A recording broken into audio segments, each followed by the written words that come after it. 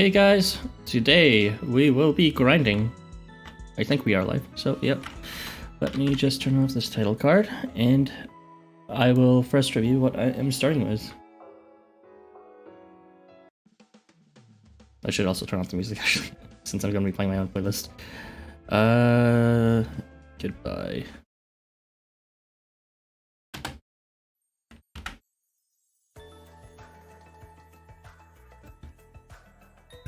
Okay, 3 p.m. EST. We are starting with 143 coins. That's actually more than I remembered.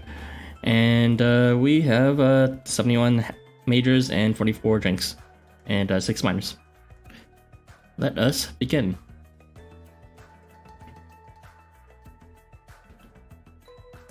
So in this event, we are actually given different coin boosters per day of the week. Depending on the units you bring and what guild they belong to. This day of the week is Berserker Day along with Warmongers, and this day is actually the best to grind out of all of them, simply for the fact that Anvari both gives the event bonus as well as his native coin bonus. So ideally you will want to bring an Anvari that is also equipped with a coin boosting AR for this event, such as this one, and that would give you 40% in total for each Anvari, because Anvari gives an additional 15%, and for the event bonus, every Berserker or Warmonger you bring for today also gives you an additional 15%, and any AR that is released for the new banner will give you an additional 10%.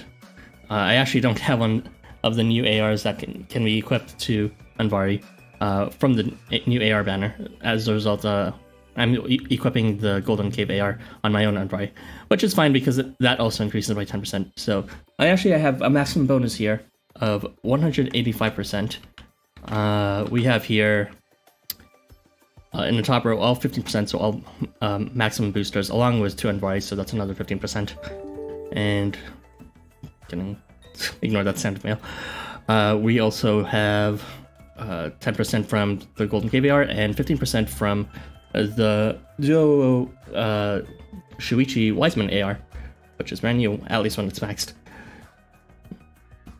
In total, that should amount to an additional 185%. So you should be enjoying a healthy amount this event, over 500,000 per round. Let us jump right into it.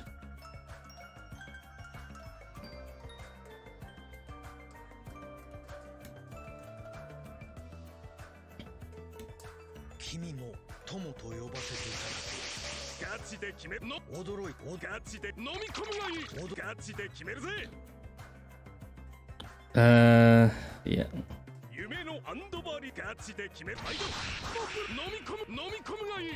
I'm a bit worried of how strong what's his face is, Marduk, but there's actually not too many Berserkers and Warmongers to choose from that is at least a shot range or to clear the column.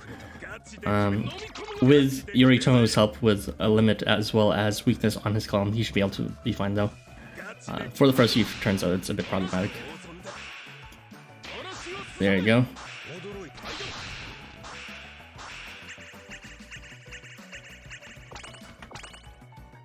Hey, Milk. Let the grind begin. Even though I have no need to be grinding, to be quite honest, with how much coin I already have. But you never know, maybe they'll become suddenly a lot more generous with how much coin they'll be, how much seed they'll be distributing in the future. One can only hope. It's been a while, quite a while. I should stop talking and start brain deading.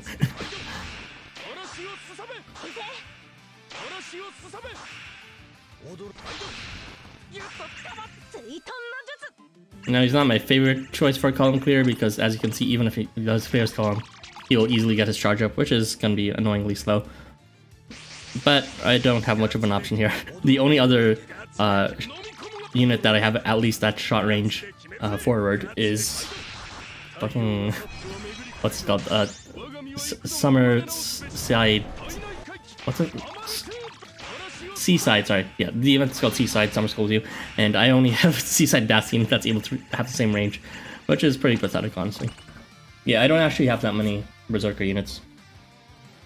not Berserker. I don't have that many Warmonger units. I might have been happy to use Tezcatlipoca, for example, but I don't have him.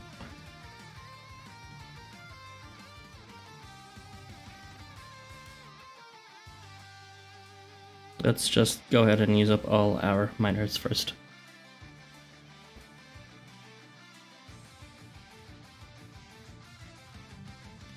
So, roughly the plan is to be grinding for 3 hours, and then I'll be looking over this stream later and just seeing how much coin I made versus how much drinks I used, and hopefully I can come up with some sort of value that I can compare with the values you get from coin scuffles during half stamina events, or from even the last what's it called, coin scuffle bonus event.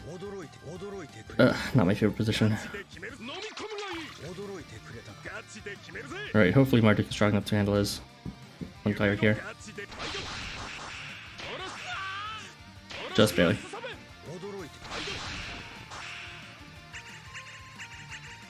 I'm at similar level of coin and drinks at the moment. I see. Okay. Then I guess we'll be grinding together for a while.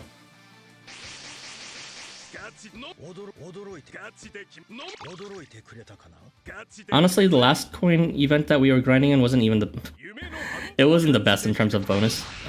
The only reason it was worth doing was just because, like, well, there hasn't been one in forever, and in addition to that factor, just like yeah, it was so much more convenient than half stamina, where you would get like a good amount more than if you did that coin scuffle per stamina, but you'd spend over twice as much time on it.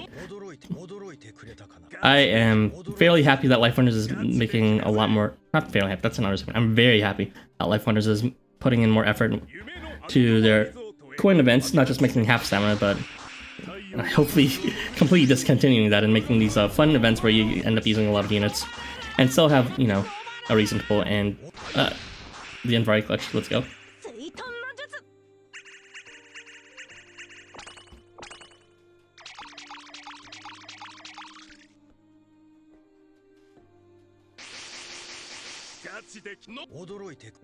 Now, unfortunately, because I didn't get an AR that Envari can equip from the event AR gacha, I have not been able to update my. Oh shit, that's not good. You suck ass! You suck ass! Fucking billion shit. But yeah, unfortunately, because of that, I haven't been able to equip the appropriate AR on my support Envari. So I will not be redeeming any FB unless people are stupid and use my Envari with the Guildmaster AR.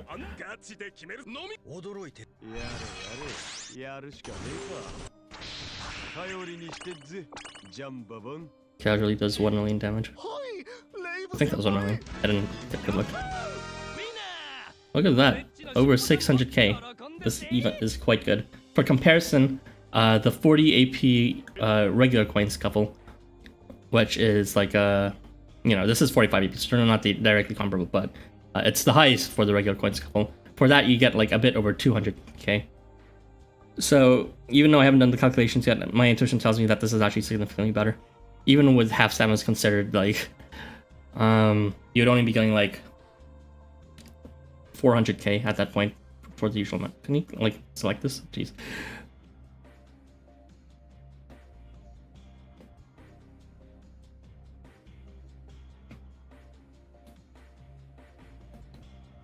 You had Team Delos that event, so farming was pretty good. I mean, I had Team Delos 3, which is like there were two main strategies for that, as you know. There was using Team Delos and what was the other one?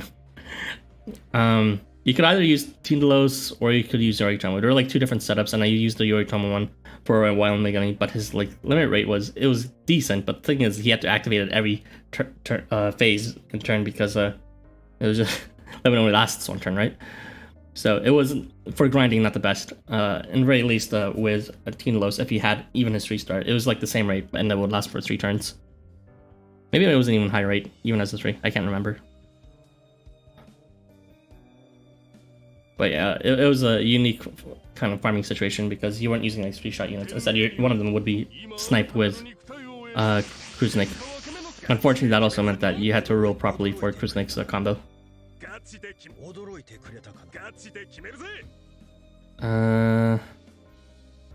Will he be strong enough to take care of this girl? I don't know. Probably not, but in very least we can hold him in place.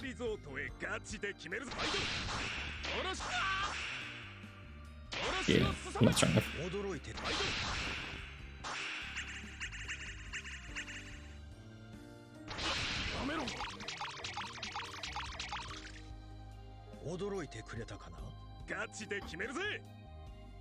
Sorry, and right. Looks like only one of you will have concentration next turn.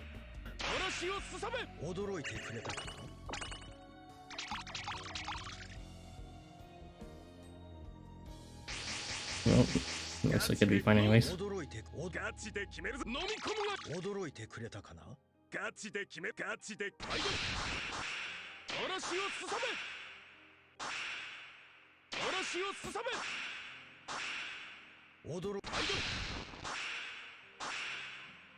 Never really realized it until I was building teams for this, but I really don't have that many warmongers.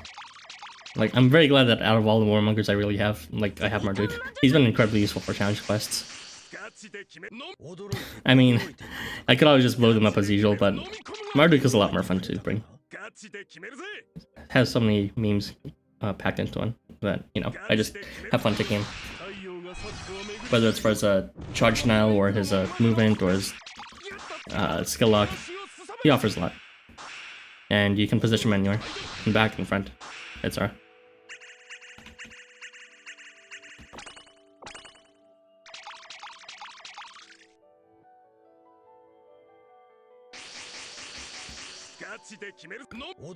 But yeah, as for the others, I don't have Tita, not that I would bring Tita since he's essentially low range, and I don't have, let's see, Tiscali Poka, neither is 5-star nor is 4-star Festive variant, which would be a decent candidate to take.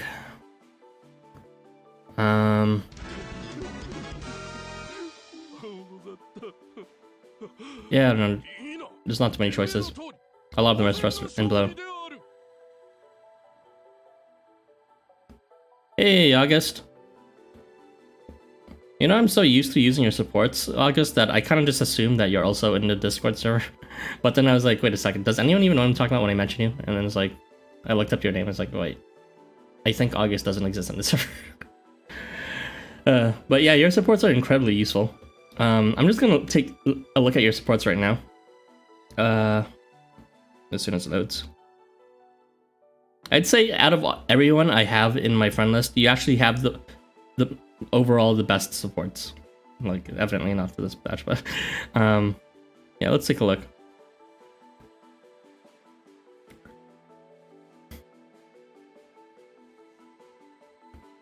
Augusto. Yeah, look at this. He has the ideal coin support with Anvari and the bonus. Oh, what? he put it in freestyle. You see, this guy has everything. He has the perfect support. Jesus Christ. You actually have an identical all-around support to me, which is, like, I respect that. He also has, like, Ryota with the Sun and Oil AR, and he has Dead. And I don't know, there's just, if you have this one guy added, you'll be, like, set for most of the hard level content. But yeah. Actually, since I was just talking about you, let's start using your support instead. Yeah, and I was surprised by that too, Milk. His CS heal rate comes in pretty clutch since, I mean, he gets a charge pretty often, and it's per hit, and it's like 1500 per hit, that's a lot. I found use for it for the one team I was doing with the chicken tank. That is to say, when everyone was just in the back, waiting for the enemy to kill themselves. So yeah, Marduk has a lot of versatility, not just this one, obviously. But yeah, August, your supports are absolutely fantastic. For anyone, including myself. For me, it's a bit redundant though, just because, you know, I actually would go out of my way to add people with good supports. So as a result, I have a lot of Ryotas and stuff like that. God, this is such a bad strike position.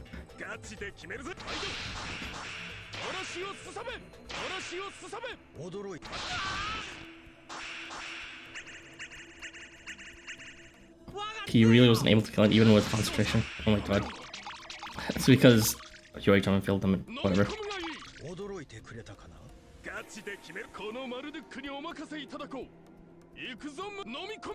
Why did they do that? Oh well.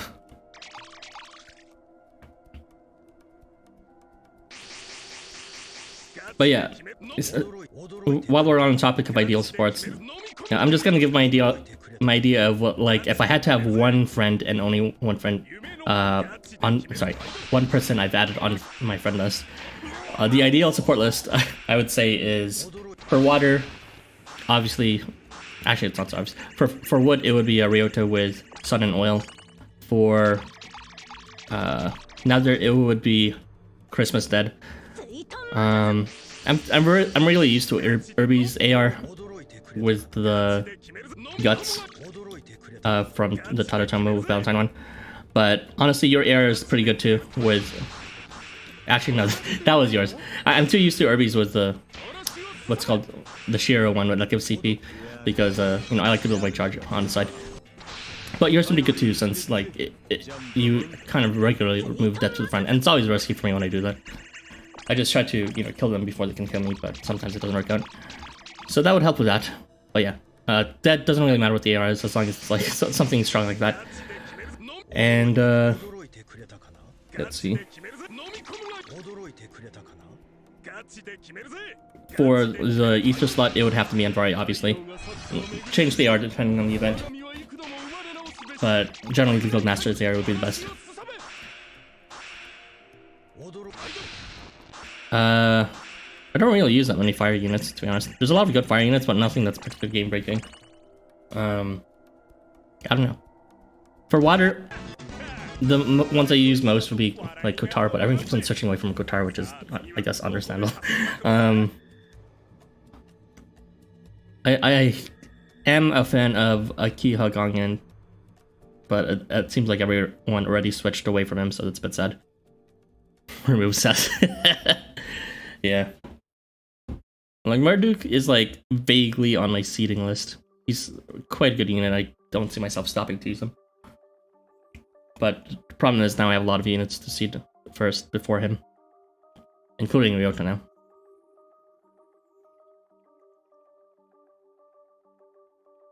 For all around, Christine would be the ideal support. With the high secret back level and an AR that boosts charge damage. But you know, I'm like biased towards MC2, so when I see yours, I'm just like, that's the exact same AR with the exact same fully seated MC5. I'm just like, who is this man? Is he like my lost clone? my lost brother, that is.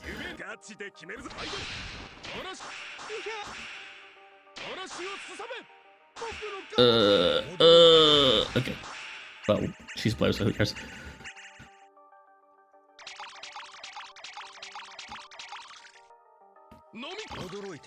For Infernal, I would say maybe Daikaku's the ideal one. Otherwise, I don't really see myself using Infernal units that often. World Tankaro is probably the most busted, but I already have my own fully seated. I definitely don't need to. So just for the fact that I already have my own, I would say just a different world unit. Doesn't really matter which, though. Valiant has a lot of choices nowadays, so it used to be like pretty crap. It used to be only just like what's it called? Festival Oniwaka. Well, not festival, what's Setsuban Oniwaka. But now there's a lot of good choices. Like a lot. There's Shiva, which blows everyone up. Not the best as a support though. Then there's Kengo, which everyone just loves to move and get guts on. Not my favorite, but I have him, so might as well see them. And also, 8,000 native attack would be pretty funny. And most importantly, I would say the ideal alien support out of all of them, even though they're all good, is, of course, like was Kurugane. I moved the wrong one. I'm sorry. I'm done.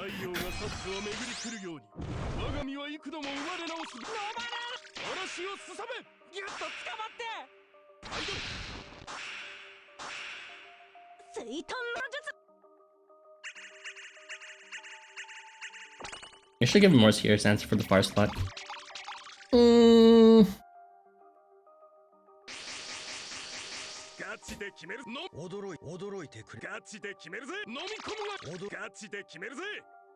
Yeah, I'm sure you can find with that charge.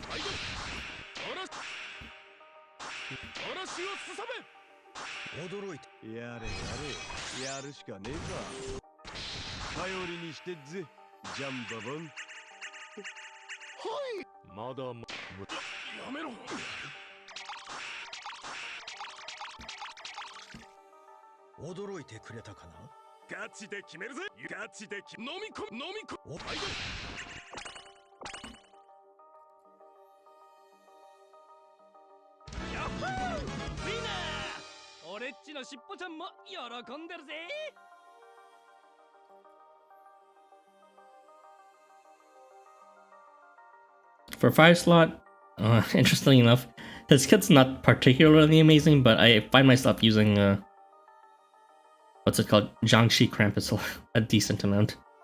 For the simple fact that he does a lot of damage without having to move. So he's useful when I need someone that has more precise damage than just an all-range charger. Furry! Right, he is perfectly decent as a unit that gives CP. The more days that pass, Furby, no. The more days that pass by, though, I really wish they gave him an Evo. I don't understand why they decided to pass him on that.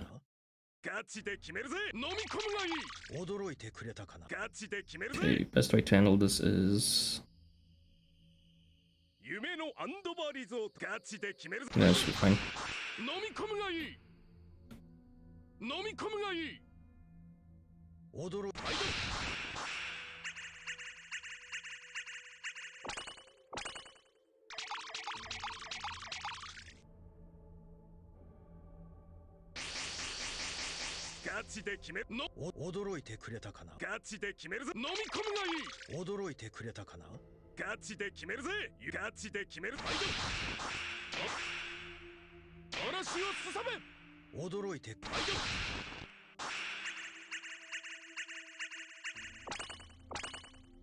The very slow double skill lock plus curse. I didn't really mean to like make a miss in that case. The only reason I did that was because I wanted to be able to position Yoritomo somewhere, and I wanted to get guaranteed damage from Anvari. The curse and skill lock was just incidental. Look, my only other choice is a Seaside Bat Team, alright? This is actually... at least he can clear his column, you know? Bat Team cannot. He cannot. I've tried. Unless he has, like, the weakness effect, which is, like, then I'd have to... But then sometimes I need to move it. I don't know. Too much of a hassle to think about.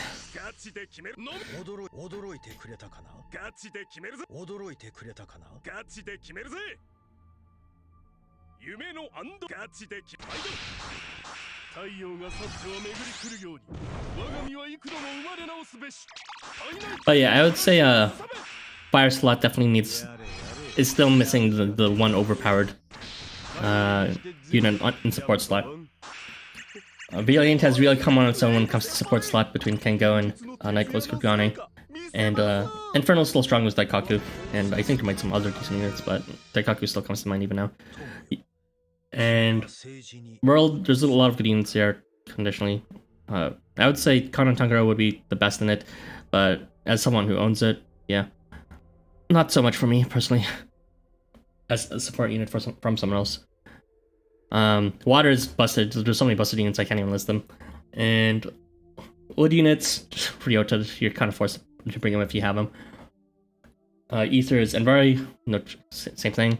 And another would be if you have like bottomless generosity from your heart and expect no reward back, that would be the ideal support.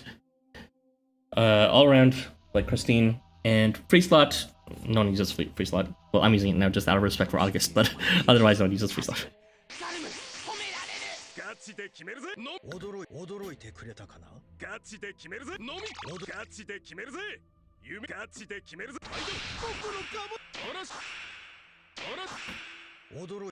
Wow, that was shit damage.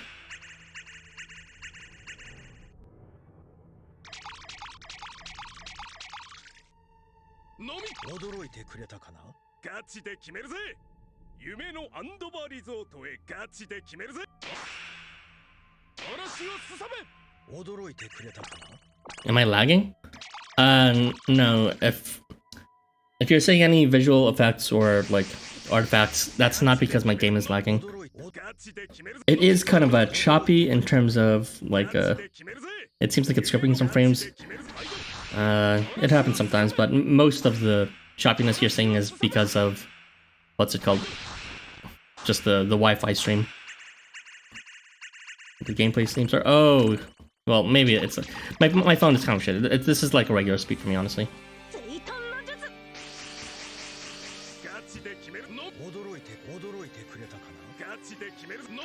Well, I could try restarting it, but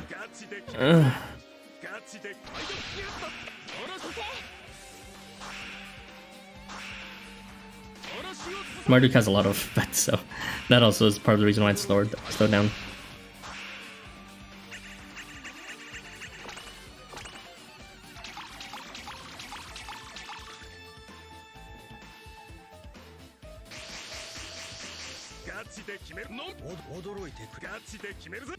Ghost mode gameplay is linked to FPS.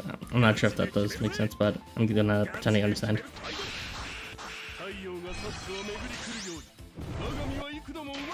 You know, I actually already have a new phone, but it was just like, it doesn't seem like an upgrade in terms of performance, so I have just not been using it. I'm still using my old phone.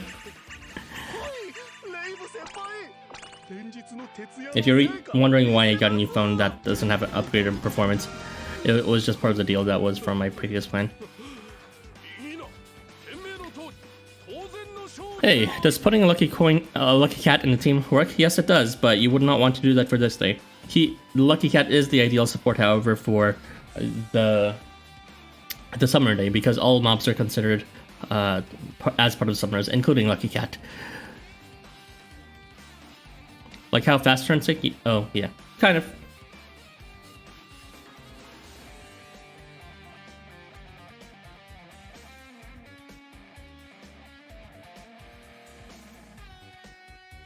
Well, I could try restarting it, but I don't really want to right now. Maybe halfway through arbitrarily I'll do it.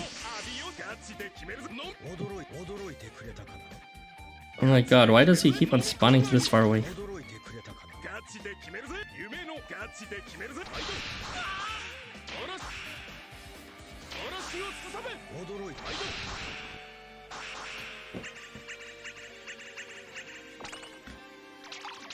But yeah, Lucky Cat only gives you a 2% coin bonus.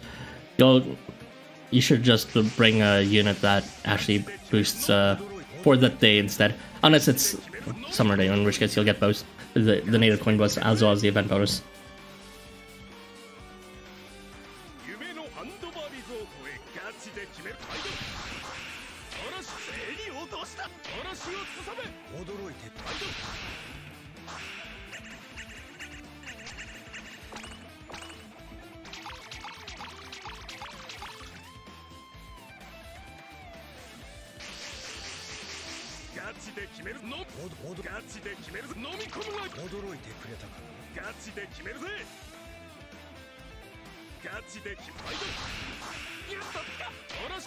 High Sacred Artifact level Kusuga is pretty useful for trying CQ quick clears.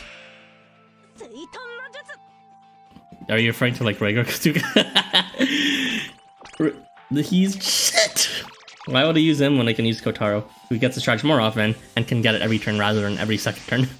What the heck? God, I cannot get over how like useless Kusuga is in my own setups. People are happy with just spamming Lian behind him, but I'm just like, you're only gonna, because of the way he's built, you're only gonna get a charge every second turn, not every turn. What the heck? But that is my bias again. For quick clears, I'm satisfied with using your Team Delos along with like my Kotaro and then Christine. When it's, you know, 3 phases or less. If it's 4 phases, then I try to go for like an infinite charge setup. Okay, you know what? I think it's time for me to make an attempt to what's it called? Do the thing. Restart my game. So I'll do that now. even though I doubt it'll fix anything.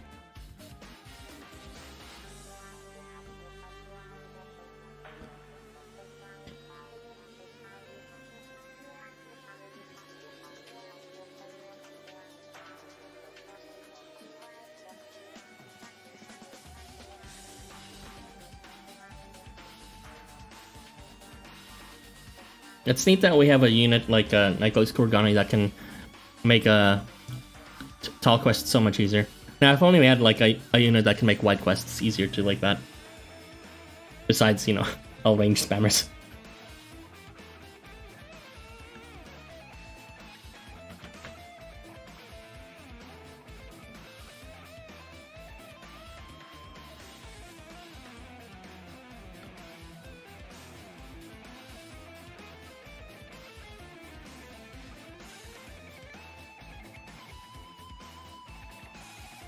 Tokyo 放課後サモナーズ私かい通りがかりのスーパーセレブさ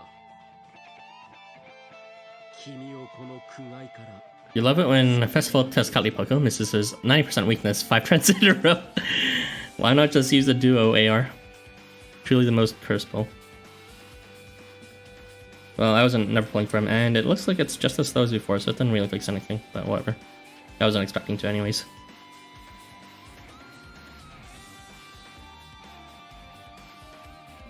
It's kind of funny how even though you can bring 2 Unvaris for this, it's still really hard to find a single unit that can fill that third column. That's just how bad the distribution of units that are short range, or at least short range, are among Berserkers and Warmonkers.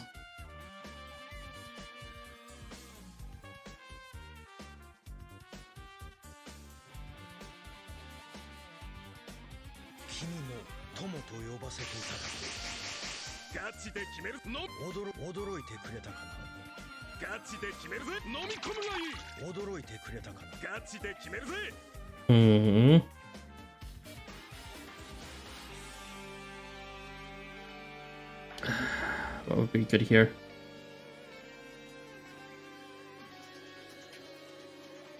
Like, I see what's good here, but it's like, then I have to do diagonal movement. I'm trying to think of how to do it without diagonal movement.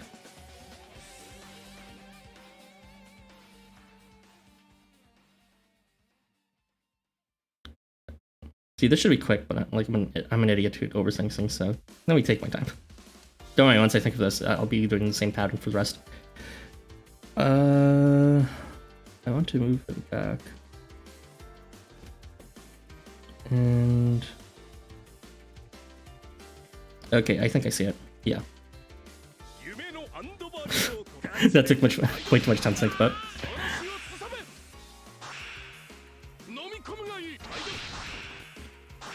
Festival to Scatlypoca can handle the third row so long as Seth is in front of something. Seth? Who? Why Seth? Why are we talking about Seth? Without that limit, Andy can't one-shot fellows. Yeah, there's some one-shotting problems here, but, you know, for the most, if you're lucky, you can get 4-turn clears. I'd say it's a bit over 50% just because of the variables like that, but whatever. You can only ask so much for, ask so much consistency from an event that lets you use such a wide breadth of units. I still need to max my Wiseman AR, spend shards for both AR tickets to get a better balance. Oh, yeah, that's unfortunate that you weren't able to max it. It was kind of by chance, but also kind of just by, you know, foresight that I had enough shards for it. And that foresight came from the fact that they released the Guildmaster's AR with my pants down, and I didn't have enough shards for it at the time. And I decided after the Guildmaster's AR release, that I would save enough shards just in case LifeWonders decides to pull a fast one on us again, and release it in AR that you can max like that. That is good for supports. And, well, my intuition there paid off correctly, so that was good. Not that it helps you, sorry. Let's see this explanation. Hello, Maple. Because if the enemy staff doesn't spawn in Tez's debuff area, he can tank it. Oh. So you mean like, because, yeah, he can't control where he attacks unless it's turn start. That's like extreme randomness at that point.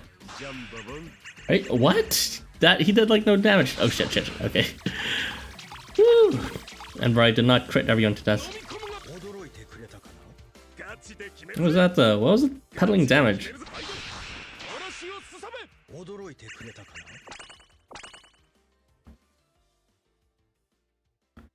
Give my Shannon plus 15 levels. Well, congrats on that. We've got a lot of Shennongs, however, already that are fully leveled. It's very popular. And I still don't have a single level 85 Ryota yet. However, I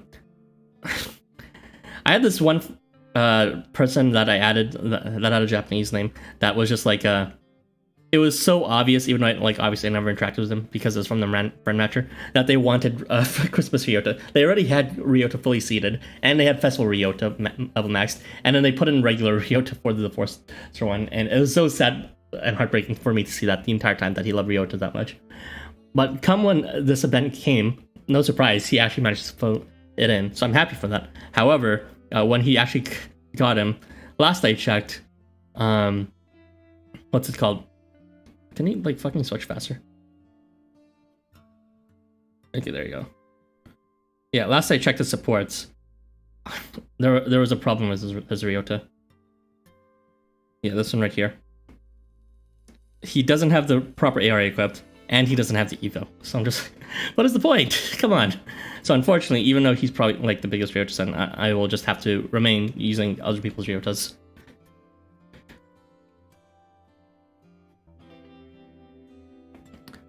Wait a minute, where's Furry getting the Marduk? Yeah, it's a pretty consistent source for a buff, and Marduk already does enough. Jesus Christ. Between break and nourishment and then all his other jazz, yeah, Marduk actually does some decent damage and support. Am I breaking everyone correctly? Yeah, okay.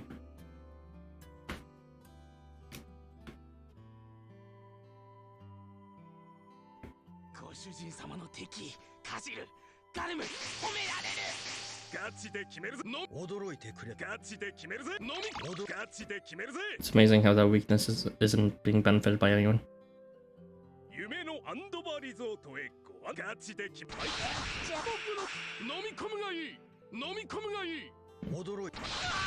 Amazing. Not even a fully seated Furry can handle it. Fuck off. And now he's cursed. Now they're both cursed. Fuck this shit.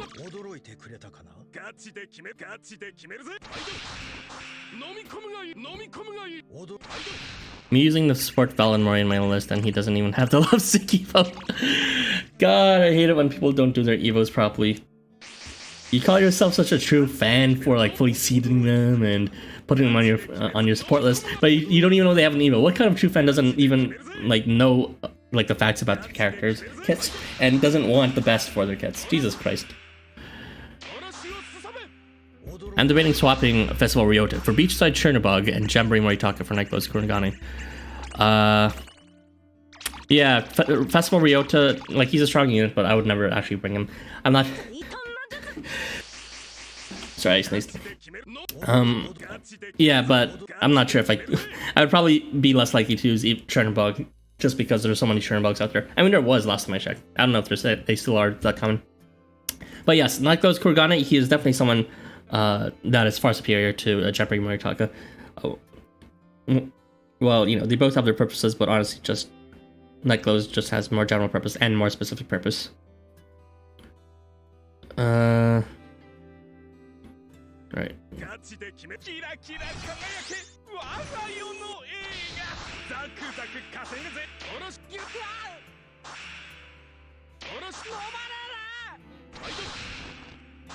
It seems the normal ally gacha is more efficient than premium if you're... Yep, that's exactly it. I was unsure of it before, but... Oh my god. Fucking... Yabate!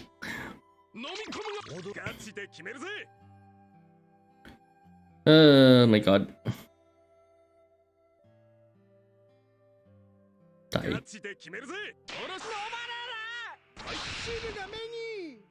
Okay, hate this. I officially hate this face. Give me a second before I read the rest of this. Oh my god.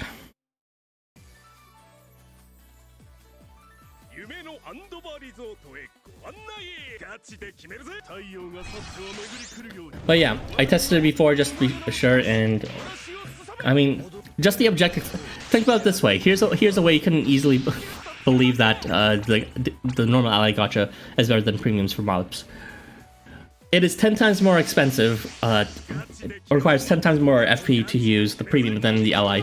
So even in the ideal case where you get all mobs from the premium gacha, even in that ideal case, you would only what's it called? Receive you only need to receive one mob per normal pull to match that. And trust me, when I pull it, I usually get around 2 or 3, and often sometimes I even get like 6 or even 7 mobs, even after like I've exhausted the low rarity ones. So just by that principle alone, it should be obvious that the normal ally gacha is better for maxing your sacred artifact levels. I'm conflicted. I don't know where to draw the line between husbandos and utility. We'll get back to you on that. Let me just read the rest of this. Velos the killer. That was a previous stream, yes. But yeah, fucking Velos. Jesus Christ. These VL units coming back with a vengeance. I'm not sure if 1-star units eat into premium 2-star unit raiders, but since I have sacred artifact level 100 for 1-star units, I get the premium pool units pretty common. That's what I'm saying. Like, once I actually cleared the ally gacha for the normal raid up units, it seems that I'm just getting premium ally units. So that's something that's not properly explained, but that's evidently what it seems to be. I did a few normal ally gacha with 0 mobs, but that's more of an exception than a rule. I mean, yeah, it happens, but again, that can also happen for the premium gacha too. Okay, hopefully this bitch Velos dies and stays die. He did nothing. That was 0 damage. Do you see this shit? Fuck this shit.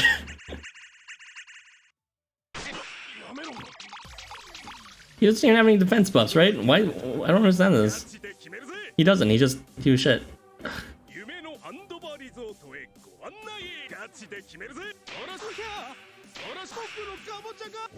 I'm just gonna keep on doing this until they're done. Always go. No, Maple, don't say that. I mean, husbandos are good, but I think that, okay, the reason why I didn't answer that is because there's actually a lot to break down from there. I think, yeah, you should go for, like, your husbando, but, like, at the same time, they'll always be your husbando whether you, like, see them or not, right? So I say that, the relevance of units as like meta units or as very strong units, there's an expiration date for that. Eventually better units will be released, so it's better, in my opinion, to like go ahead and level and see them and put them up first while they're still like the last in relevance, whereas you can take your time level seeding and skill seeding your favorites.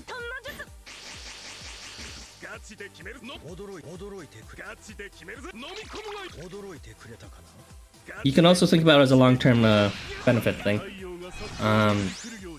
The more you put up units that are beneficial for everyone, you know, meta units and all that, then the more ally points you'll receive, and the more you'll be able to pull on the ally gacha, and then the more options you'll have to bring with you, and the stronger your options will be, but you'll, by association, make the teams you bring with both those mobs as well as your favorite units stronger. So in the long run, you're benefiting your ally in that way. Your favorite, that is.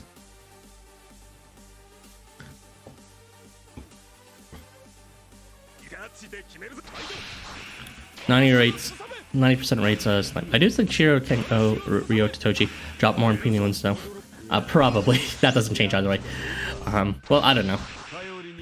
I get them like an okay amount from the regular one too.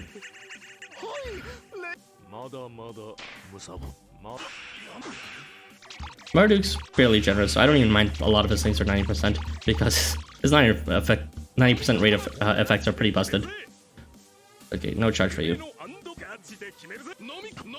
Plus 80% attack buffers. Alright. Well, it sucks, but Yoritomo's only a 3-star. It's amazing that he can even give a rare buff like that every turn. Instead of just like on base start something stupid like that. Base Yoritomo missing one. Both of you noticing that? Jeez, you guys. I don't mind because like Yoritomo being that strong to give that that often, that's just spoiling. Like honestly, I was fully prepared to just go in this with like a backliner that did absolutely nothing, but the fact that he can give limit every turn is nice. I don't see it as a negative that they fail. I see it as a positive that they can even buff it all. At Ayrton, now you need to show off for who you sent for.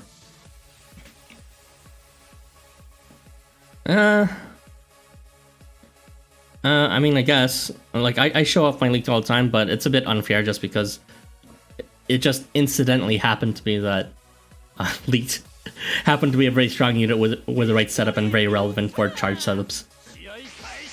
So maybe my opinion isn't quite as valid when it comes to like what you should bring just because of that bias that I have.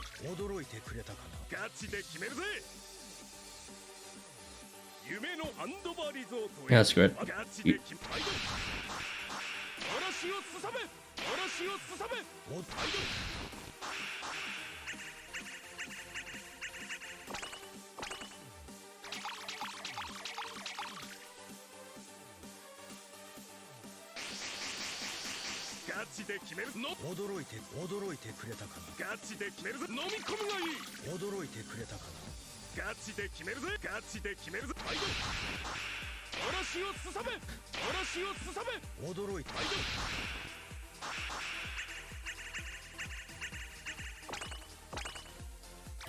In your opinion, it's fine to seed whoever as long as you use them regularly.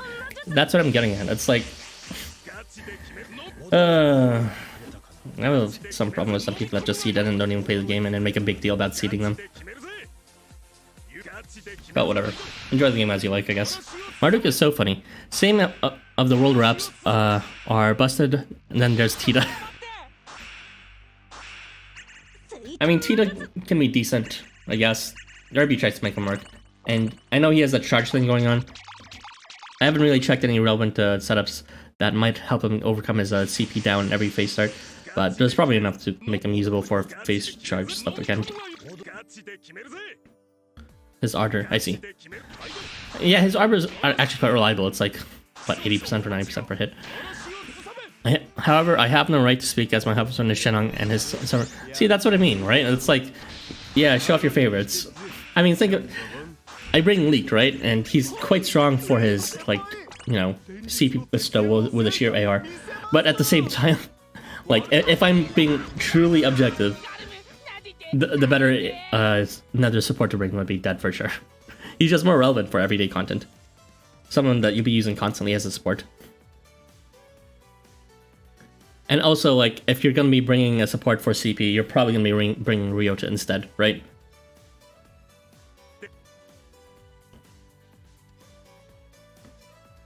Tita's Ardor is actually pretty good. I think he's one of the only 3 stars who gives it passively.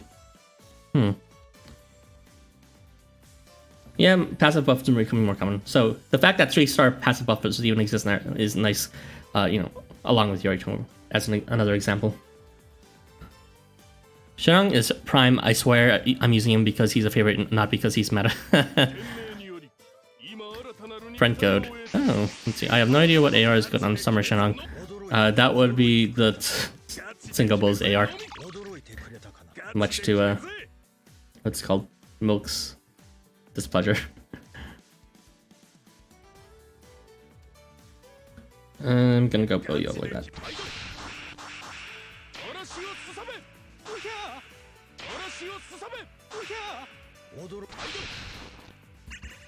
Hello. So what's the conversation? We were just talking about what units to put on each slot of your support list, as well as whether you should whether you should be supporting units you like versus units that are strong. Alice/Velos or Summer Bulls, if you're called correctly. That would be right. Also, it helps I'm using Festival Tezcatlipoca because he can snipe his Berserk Plus. I don't even remember him having Berserk Plus on his variant, but okay. Let's just move you over here.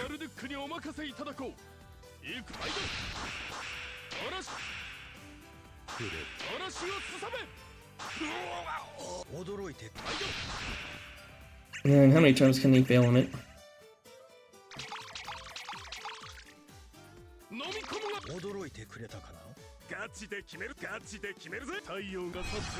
So he can make one unit mega dead with his taunt, right?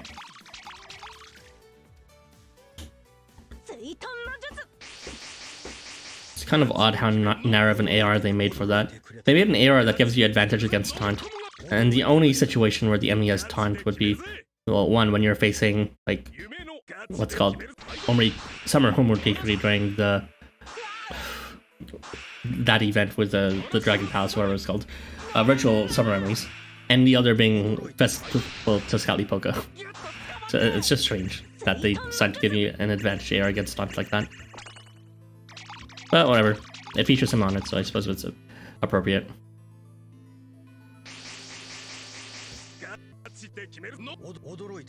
The other effect of giving CP or giving taunt when they're hit is actually decent, again, on some degree.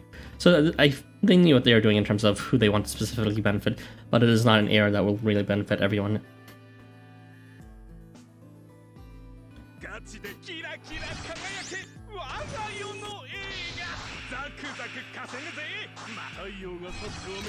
I also feel that the main reason to play this game is for your husband's characters, so you should show one of the ones he loves most. No, I fully agree.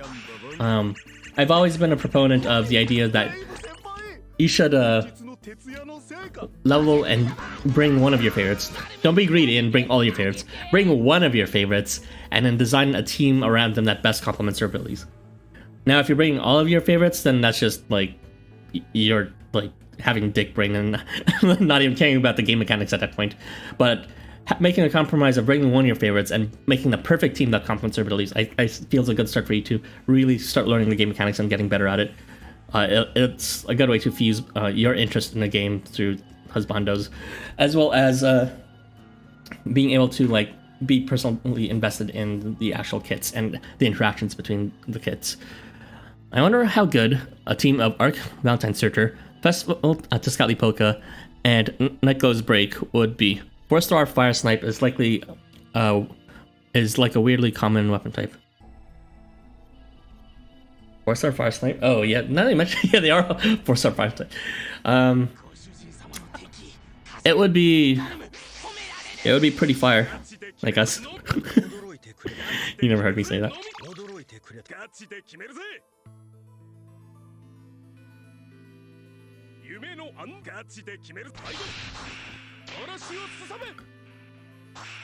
Let's see. There isn't many that have a thought advantage could be better. Taunt advantage could be better. Yeah. You see, just have enemy steal your taunt bluff. Please. OMG meta. No thank you. I love Abisu with all my heart, but I'm not putting him on my team anytime soon. Oh, so high. Hey, Duckling. Yeah, I mean, there's an extent to how much you can make a character work. Even with the Evo, Abisu is certainly one of the more underwhelming characters.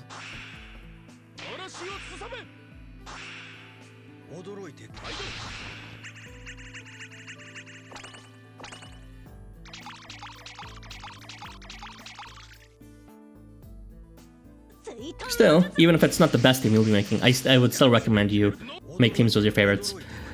Just to force yourself to, you know, go into overdrive with the rest of your units to see how, you know, your team won't be bad despite having a unit that might not be amazing.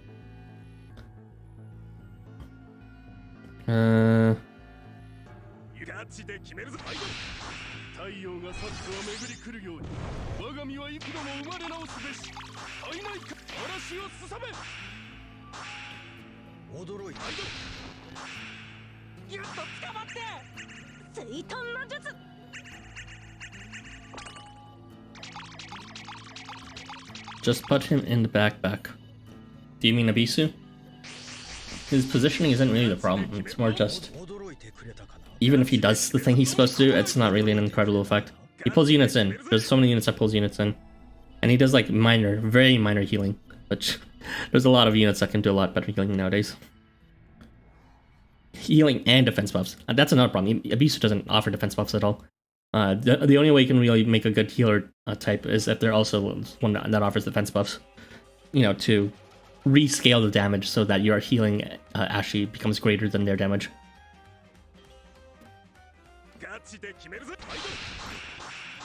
How many Warmonger do we have after this? I'm not counting, so I wouldn't know. Use him with Smoky God. I don't have 4 stars for Smoky. I don't have any of the Chapter 12 4 stars or 5 stars. It's whatever. Red code. So and so. My supports are Water Eiger. Water Eiger? So not Christmas Eiger. I guess you mean like regular Eiger.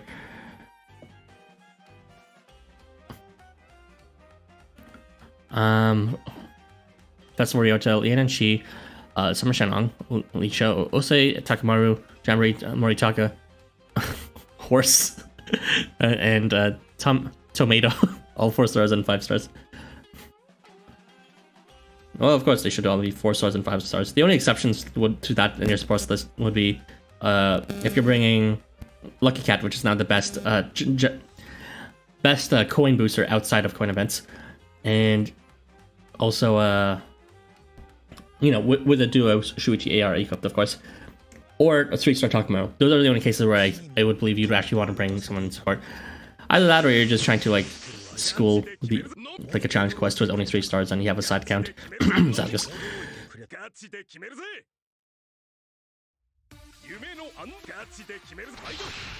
Winter Eiger? That is not what I was expecting. Just say Christmas Eiger. I just like Ebisu, but have both 3 and 4 star limit broken. Use them almost never. I mean, understandable. Like, even during this event, it was just his reprinted event. I think I went out of my way to avoid using him.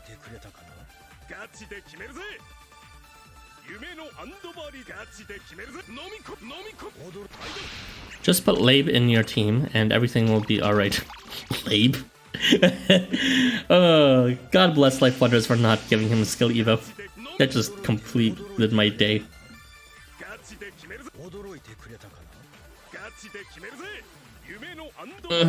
Let's go.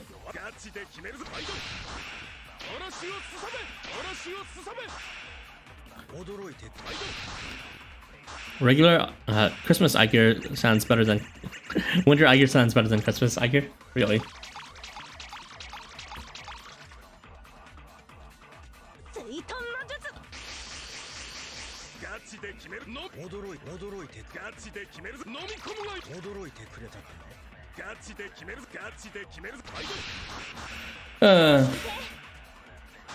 I remember the times when people were saying Eiger was one of the best units and one of the must pulls. I mean, I had a sinking feeling. I wasn't fully like sure at the time, but I did have a feeling that would pass quickly just because his Omega big damage that is still the highest in the game potentially is still extremely conditional and not, it's just not like as convenient as other big damage dealers for most purposes.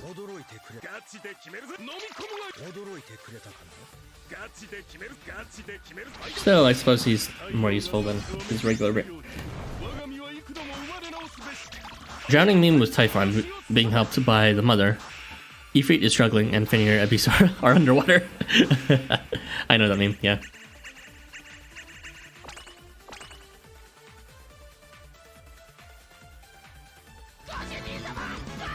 Yeah, Typhon's Evo was pretty good. I mean, Ifrit's Evo was pretty good too. His for his drum kit variant, for his what is that event called? Golden Treasure Ship variant. Yeah, but Tadatomo exists for burn, so unless you really don't want to move, you waste a move for that conflagration, then Ifrit should be fine. Fenrir, his Evo's okay. What was he even doing? It was like curse. Yeah, his I use him an okay amount on like grinding stuff just for his curse. Abisu, but yeah, there's no excuse for Abisu. That was one of the most underwhelming Evos at all. It was like Desert Journey tier. Are enjoying Lave Schadenfruit after you're this close to being cancelled. Look.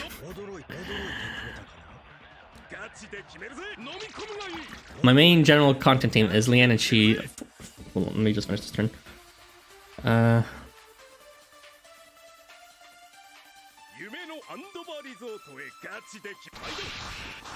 Okay, My main general content team is Dan in Chief, Summer Shenong, Li Shou, and Bale. And Protagonist 4-star in the back, of course. No idea how ARs work. I kind of wish you could read the AR effects here. Actually, you can, but it's not as glamorous. You can't see the AR art here. But yeah. The AR that is equipped here gives you... Thank you, translation. It gives you a coin bonus. This AR. A permanent coin bonus, so it's not related to the event, this one. Same thing for the Duo Shuichi Wiseman AR. It gives you a plus 15% coin bonus. And it has a nice effect of inflicting weakness at a guaranteed rate to the 4 squares ahead of the unit who equipped it. This AR, I believe, does like 1 square around healing and CP. And this AR over here was Jump-Avon. Lets them, yeah, when they are hit, they have a small chance of receiving guts, which makes them unkillable 30% of the time. And every turn start, they take damage, which may seem bad, but it also means that if they have limit, such as was Jump-Avon, they'll end up being a lot stronger. Limit being the buff that becomes stronger when you have less health, by the way. So essentially, ARs just give you a whole new skill on top of the unit's turn kit.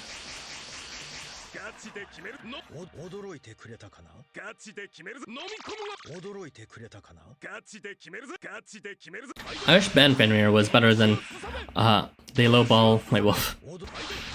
I mean, I enjoy his curse range. He's one of the best cursors in the game at this point. Granted, curse isn't that uncommon, but at very least, he does it at such a respectable rate and distribution range. Beast Tamers in general are like the lowball killed. Yeah, for sure. In its defense, Kushi actually has had one of the best evos in the entire game. That he's single-handedly, made a flat damage meta relevant. I mean, granted, there's a lot of other units that can do flat damage now with Countdown, but Kushi was like one of the first. Oh, so many ways of activating it and at a respectable 50% rate on debuff.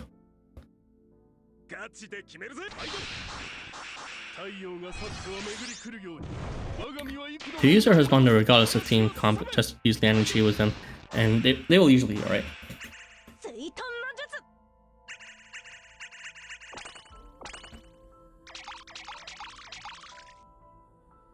I mean, I guess so. The thing is, I don't just love Leaked, right? I love the rest of the game. I'm not gonna be like, oh yeah, fuck this game. I'm gonna quit after I maxed, my favorite, which, some people say, but...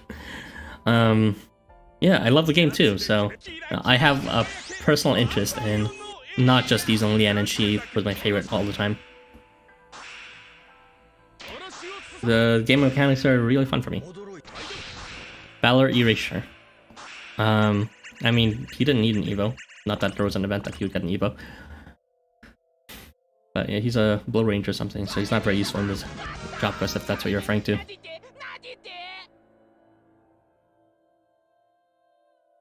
I hope Human Kami gets a good variant. I hope he gets like a very fun Evo, like what's it called?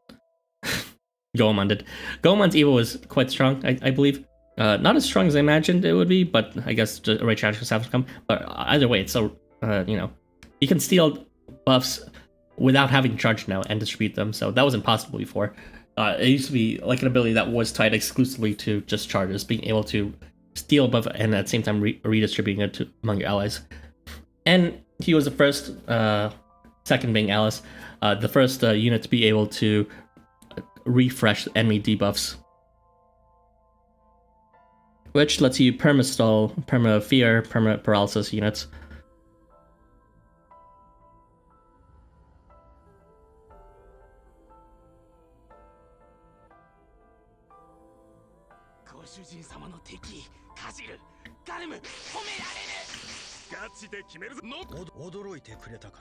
Off the top of my head, if they gave Kimenkami an Evo like Goemon's, not in the sense that it's the best Evo possible, but it's an Evo that makes his main functionality even more usable, or maybe reusable in the first place, it would be to give him native combo.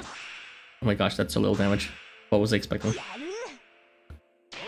It would be to give him native combo as well as a way to change his weapon type on the fly. So maybe like an on-move weapon change. It'd still be pretty pricey as a cost. But in really, it's like, you know, he won't be just like not doing what he's supposed to do until he charges. You have that option, is the idea.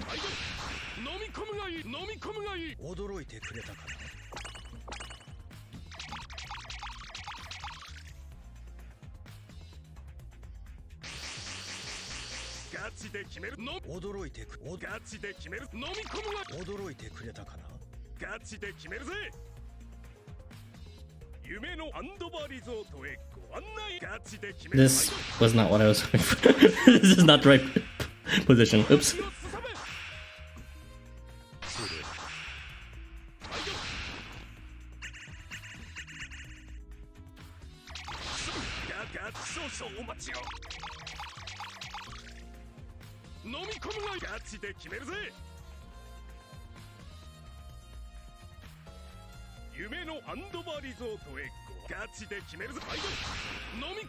Oh, I'm finally on single-digit level seeds. Nice. You're finally getting there to using all your seeds up. That is the dream.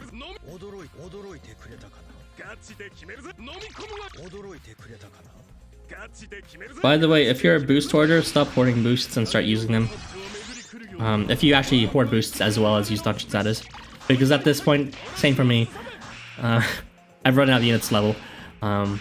So you better use your boosts while you can before there's no units left level.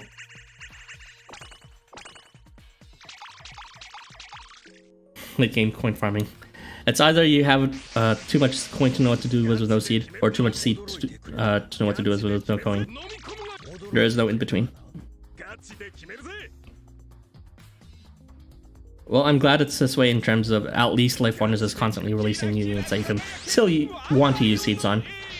It would suck if you had both seeds and coins, but you had no one you wanted to use on. That would be the worst case scenario for sure, and it's never been that yet.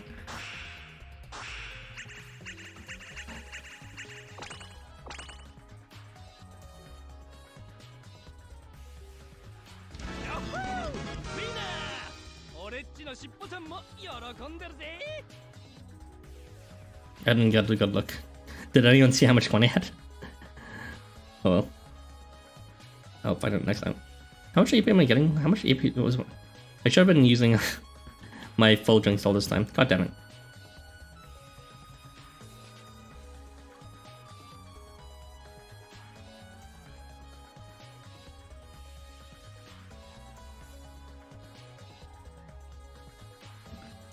I'm too broke to use level seed. I mean, this is the exact kind of event you're hoping for then. I ignore the fact that I have plus 20 level skill seeds and 6 level seeds. I mean, skill seeds are like, there is no shortage of units you'll want to use it on. Between mandatory picks like Kurgane and Anvari, to your personal favorites, to mentors if you do dungeons, to like units that, you know, aren't mandatory picks but would still be better with them, like Marduk. Like, there's a lot of units you could use it on. I appreciate that, LifeWonders.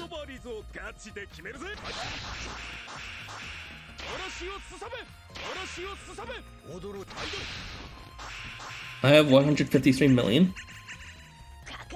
It's pretty good. I think I started with 140 million something, so making like around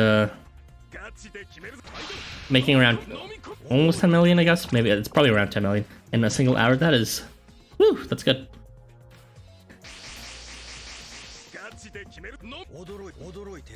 So let's say I grinded this for 3 days, since besides today there should be 2 more weeks of this with Berserker Day. Let's see. And presuming I grind for 3 hours each day, that's a plan for today, by like 3 hours. We're only done 1 hour at this point. Then that means I should be getting 10 million times 3, which is 30 million times 3, which is almost another 100 million, 9 million.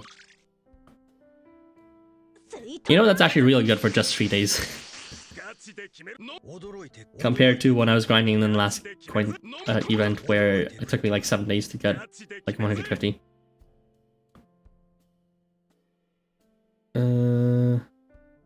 Will he be strong enough? Well, they have limit. Let's give them a chance.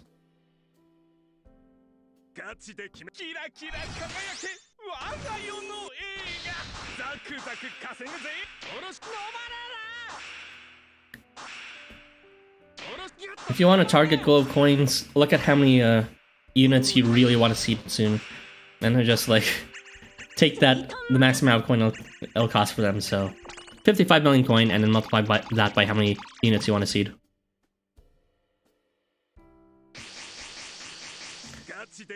Me, I really want to seed Ryota and Kango right now. Kango's not a big must, but Ryota definitely is.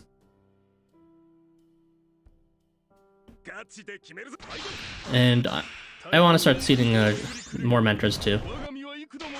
Not levels, but you know, skill seeds still useful.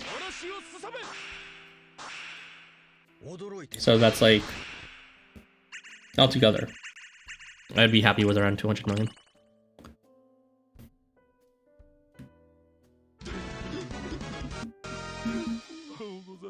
Ever since they increased the level cap, I actually have a harder time just leveling units than seeding them. Harder time just leveling units than seeding them. Oh, yeah, for sure. Bring them to dungeons every day. I know it seems like a pain in the ass to bring them to dungeons every day, but you'll run out of units to level eventually, and then at that point, like, it's not gonna... It's like... It's a pain, but it'll stop eventually, like, for good. I only have 2 or 3 more units to level, and they'll all reach their caps and waste EXP at this point. I have Ryota, who's at level 65 out of 70. I have Kengo, who's at level 73 out of 74. And I have a Horus, who's at level 70 out of 71 from, you know, level seeding.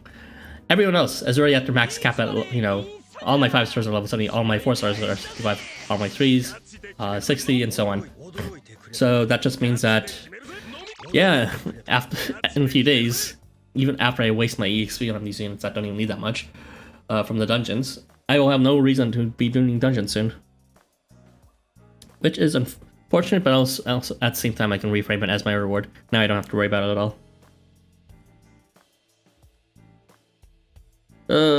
Ship positions. I wonder if Marduk will be strong enough to handle Seth.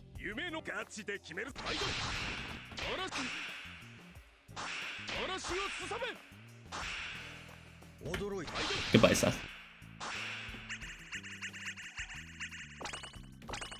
Have Kruznik Sandayu change the mentor meta by chance. Kruznik definitely seems to be a lot more useful for the first, what's called the first dungeon for me, than bringing Jean anyways. So I am happy to see them. The main issue with the AO seeding him now is just that, again, I'm running out of units levels, so it'll become almost pointless.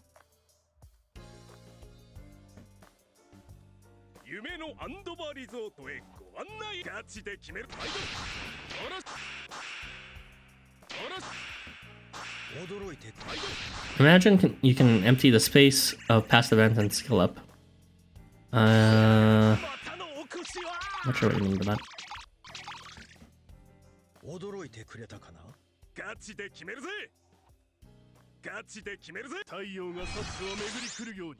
You mean like on a map, fill it up with something else? I'm not sure what else you could fill it with.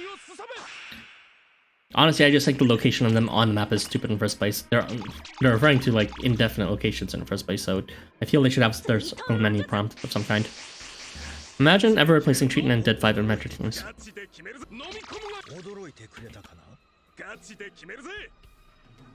Yeah, Triton's pretty useful, but kind of like for reasons different from how you use them. But yeah, unfortunately, for now I'll have to concede that Triton is definitely not a unit that you can just remove from mentor teams.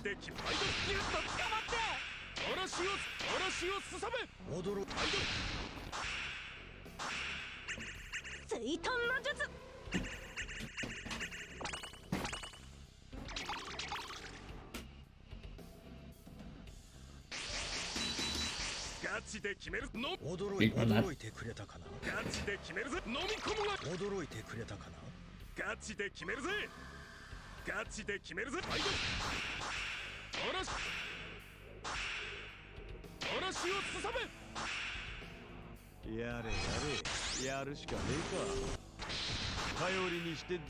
It's kind of ironic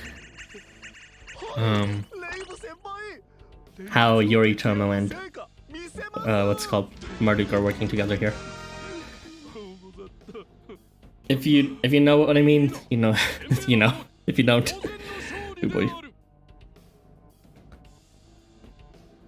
On a completely unrelated note, I hear that the translation is finally complete for Chapter 11. So, yeah, I will eventually record the last bits of that and then I'll start releasing them. Honestly, I probably should have just released them even when it wasn't fully out yet. But laziness, so I don't have a better reason. I will pretend that I wanted to wait for them for some ineffable reason was why I haven't released anything yet.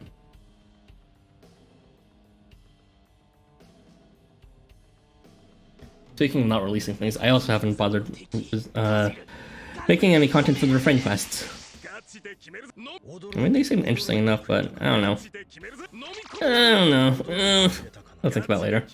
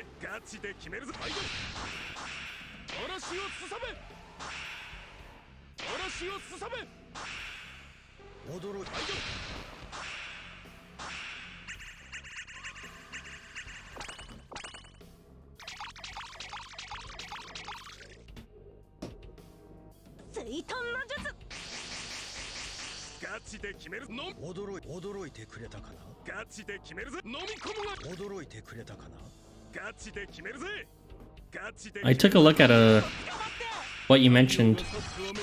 It was either you, Irby, or someone else who mentioned it in the Discord server. But you said there's no good permanent quest that released from Chapter 12. Really? What are the rewards from the Chapter 12 note quests? For everyone to know here, so they know what they're missing too, not just me.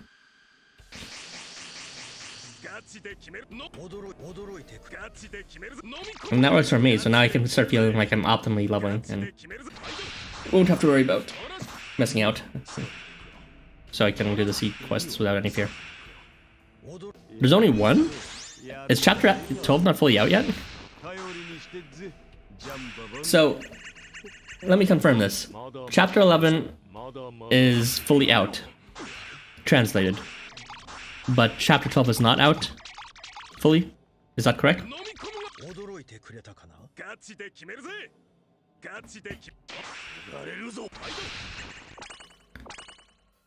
Only halfway through, huh?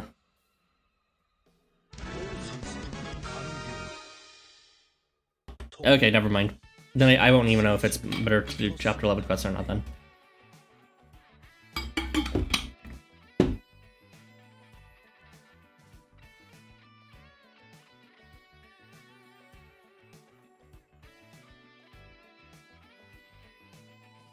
The Fiel and Tinlos is in the free quest, but not the actual visual novel.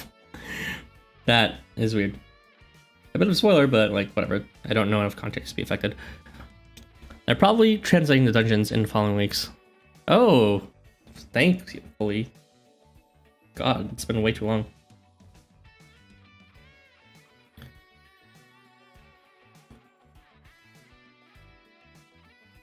Alright. So there's more content for people like me to look forward to then, after the full release of Chapter 11 then. Not just waiting for the second half of this campaign to just not release anything.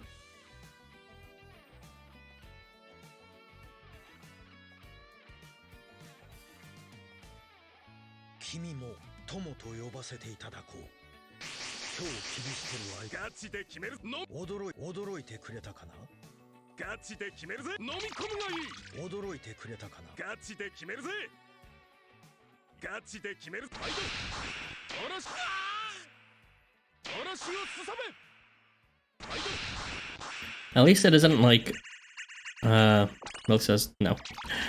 At least it isn't like 2019 where they did their yearly to-do list 1 month before the anniversary. I thought they were ready like for the dungeon translation. If they're on time, then I guess I can forgive them. But still, doesn't make me any less upset.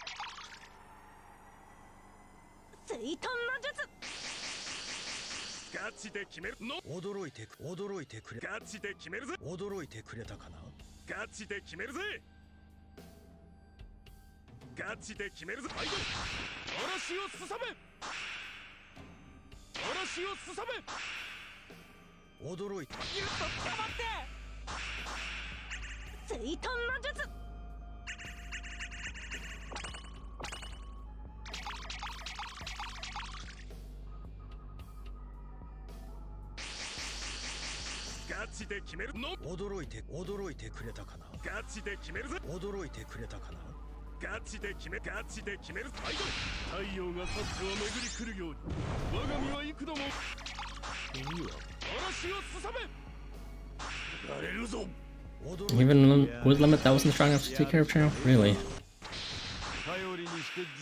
Hey La! We are almost halfway through the grind today, aiming for 3 hours.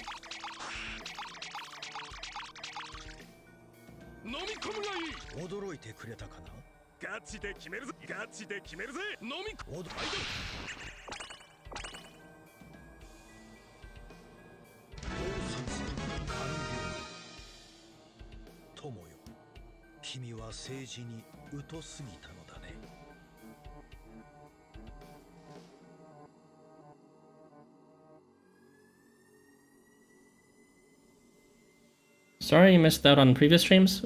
What were the previous streams again? Oh yeah, the discussion streams. Yeah, it's fine. They're there for playback for your convenience. It's not like you owe it to me or anything, so... But I appreciate the sentiment.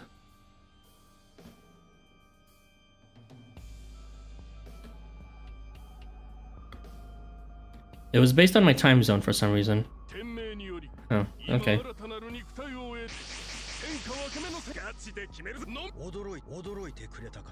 Good start.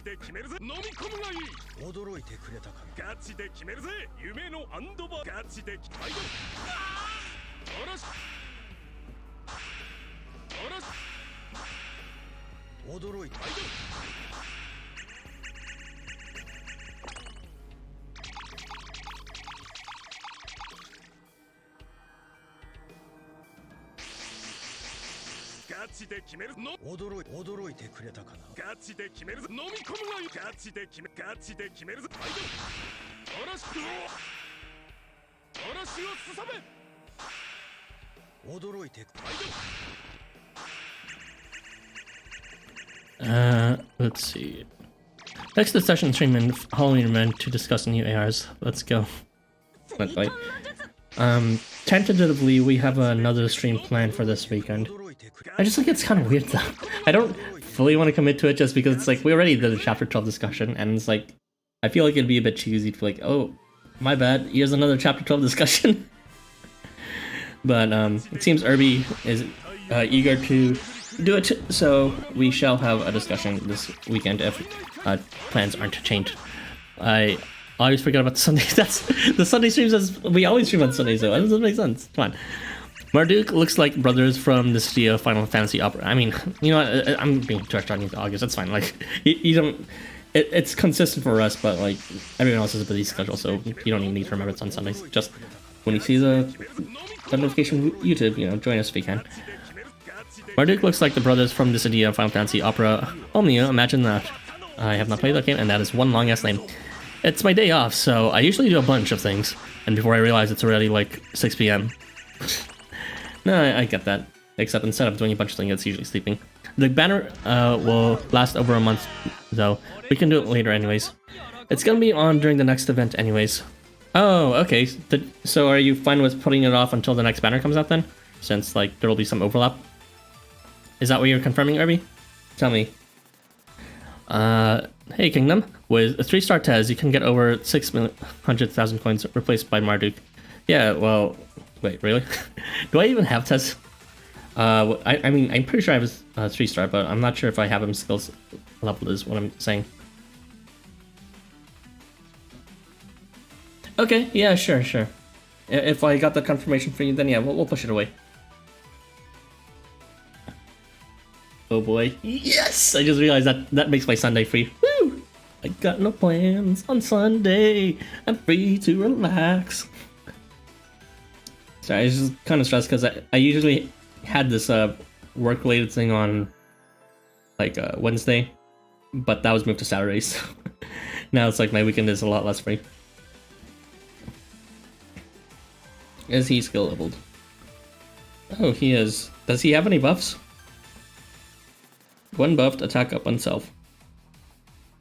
Does he have any buffs that he can give to himself to get it without any help? You know what? Let's give it a chance. I'm gonna go trust you on this. Wait. No, I can't. Let me see. Water, Valiant, all round. World Trust Shot. Water, Valiant, all round. It should still work if I swap them out. Okay, but first I should do the swapping over here first. Alright, I'm trusting on this Kingdom, but we'll see if it works out or not. Because I know you know your stuff. Kingdom is one of the first people on my friend list to like immediately level up on Vari and level seed him and skill seed him, just like I did. So I know he knows what's up. Alright, fingers crossed. Yeah, there's no point reviewing early. Oh, I see you don't have 5-star Yoritomo. I don't have a 5-star Yoritomo. I have 3-star. He still gives a buff at least. Oh, that frame rate on Event Quest on my phone was laggy as well. Plus she's Scally Poking. Yeah. Okay. Shit. I mean, he's possessed, it doesn't matter, but that's a... Oh, he didn't get the buff either. God damn it. 80% times 80% is nothing percent.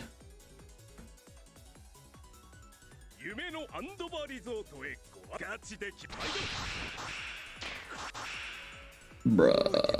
Oh my god.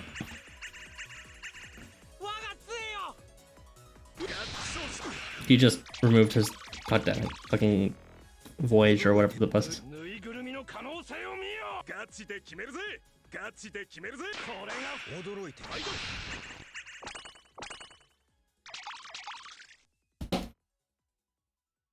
No, I already have the full bonus with Marduk, so I'm not worried about the full bonus at this point. I am worried about consistency though. I mean, it was very consistent before, but as you can see, here's some problems, and also Tascali Poke slowing things down a bit with possession. But beyond phase 1, he seemed to be pretty good with his damage.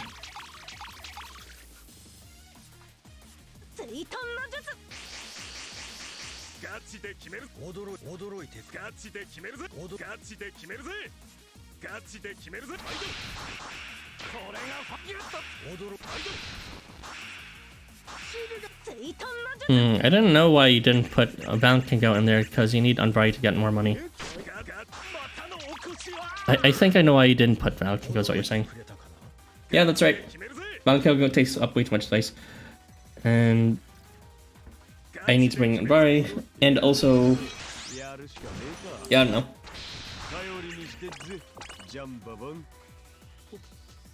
Wait, what? No, what? Kenko's not even a Berserker or Warmonger. That's why I did bring him. That's the main reason. I didn't see... I didn't see you don't have 5-star Yoritomo. I'm sorry, he gave face to figure turn. Yeah, I know that. And I know I also don't have him, so... oh well.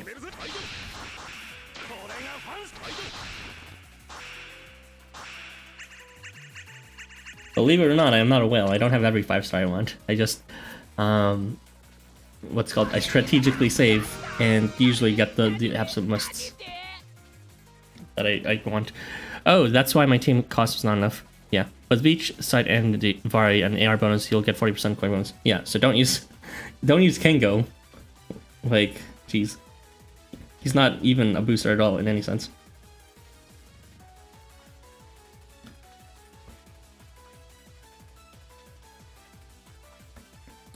I'll keep running him a few times before I switch back to Marduk.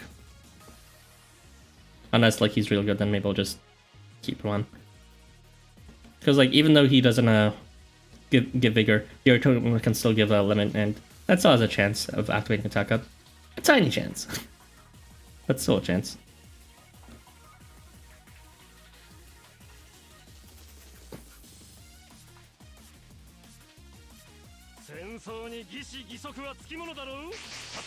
I just realized. Never mind. I'll have to reswitch teams later. But in this position, it'd be better if Anvari was not. If Tezcatli Poké took first slot instead now. The only reason I hadn't before was just because. What was the reason? I already forgot. Oh well. I recognized Fushi's voice actor was the Warrior of Light from Final Fantasy 1 and Muzan Kibutsuchi from Demon Slayer. I watched that, but I can't even remember the name.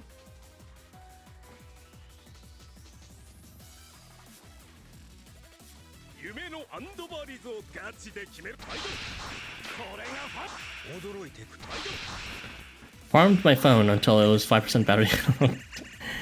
I guess that's one way to set yourself a timer.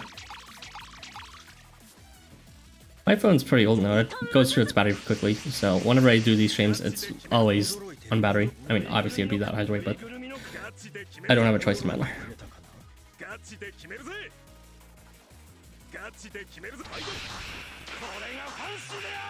What do you know? That is respectable damage.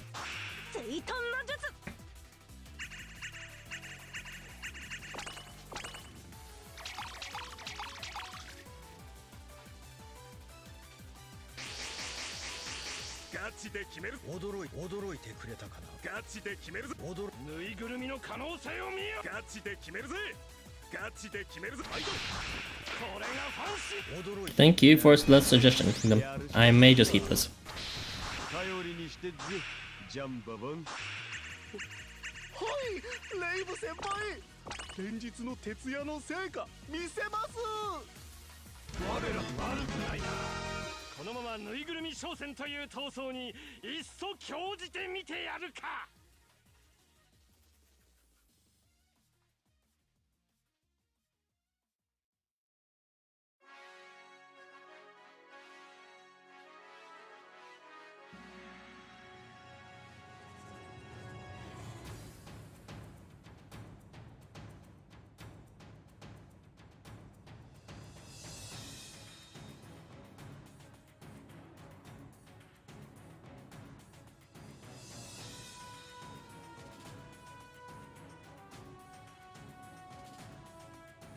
Yep, Rustin said it right.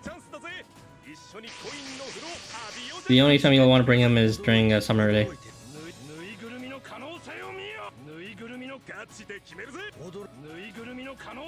Are you kidding me? Oh wait, he has attack. Never mind, I'm playing for no reason.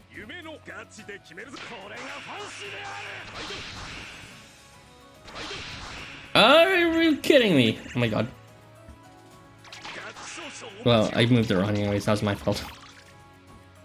We should have moved the one without limit.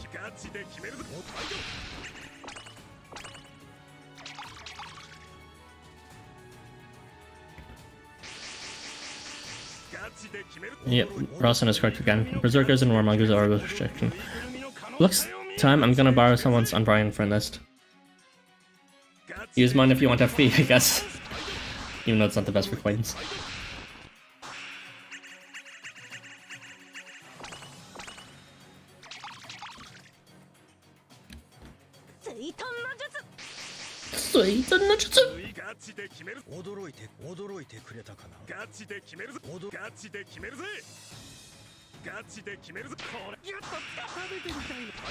Ugh, the clutch.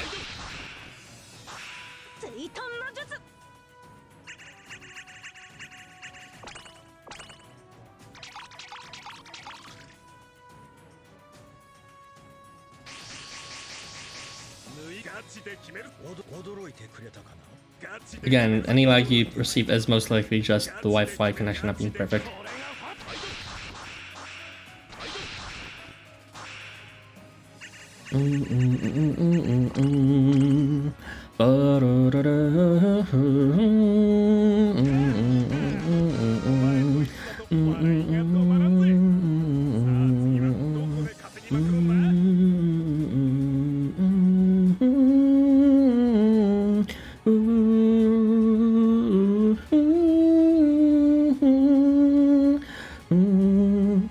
Yeah, I spent too much time in dungeons to know the song.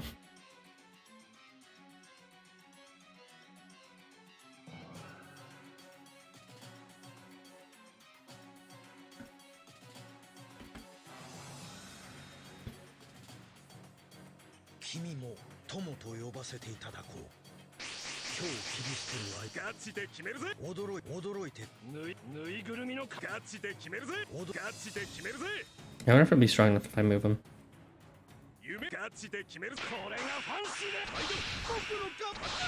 Amazing. By amazing, I mean truly disappointing.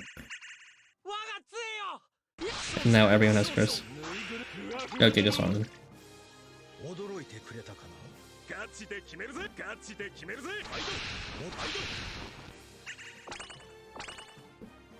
Oh, Shino's voice was Red 8 from the Final Fantasy VII remake.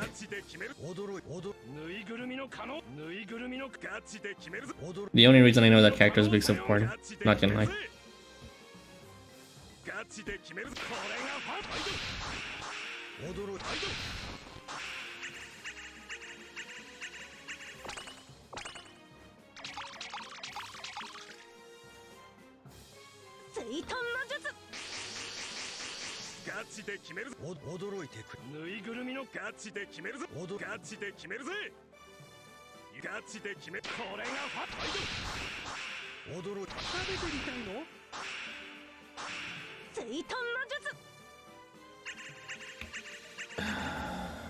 damn it. Boas died. Sorry, whoops, my bad. I don't know how to count Roman numerals.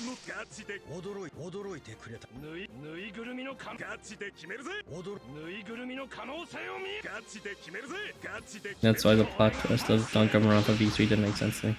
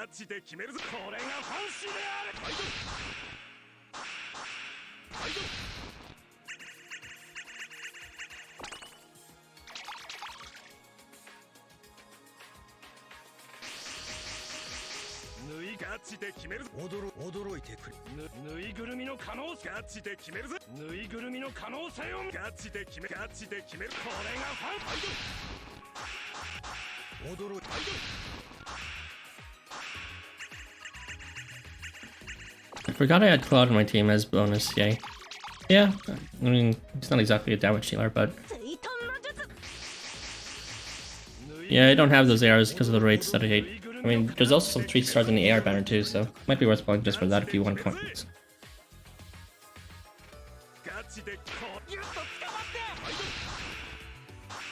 Where are these people getting speared from? Does Yoritomo give speared? Actually, he might. I forgot. Might be like one square around.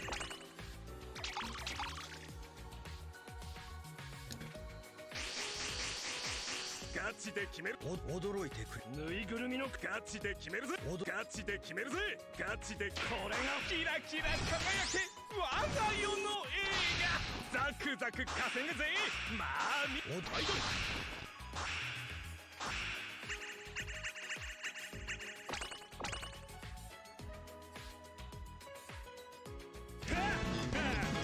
お前と一緒だと笑いが止まらんぜ。さあ次はどこで稼ぎまくるんだ。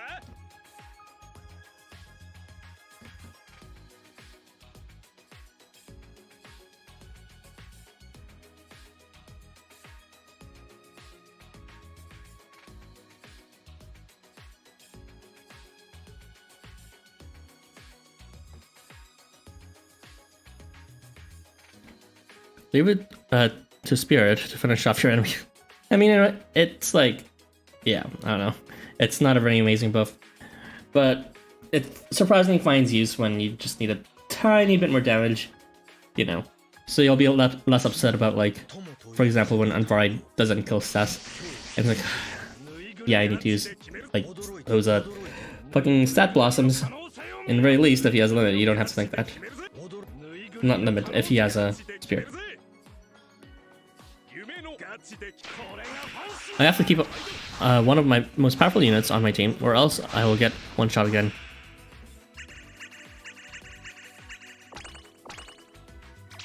I mean, that's understandable.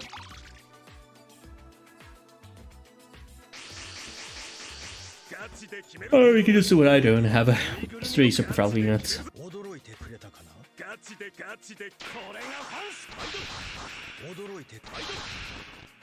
I mean, if Taz doesn't kill his comp, then there's a good chance he'll die, because, you know, Infernal type.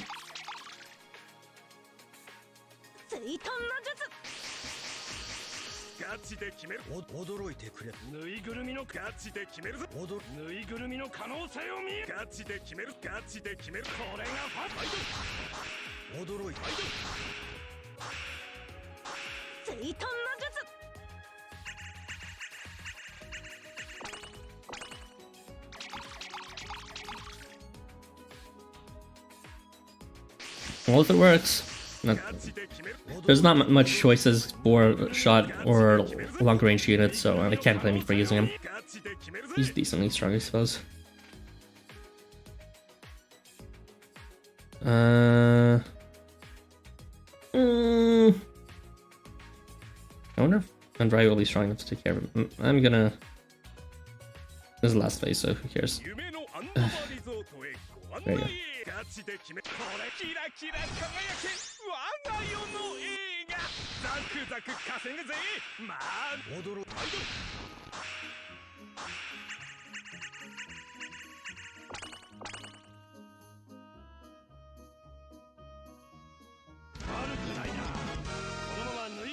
He's fire type, but he's not resisted to water. I'm not sure what you mean with that. If you're referring to his flat damage, then he has some flat damage aspect, but his scaling damage will still be resisted.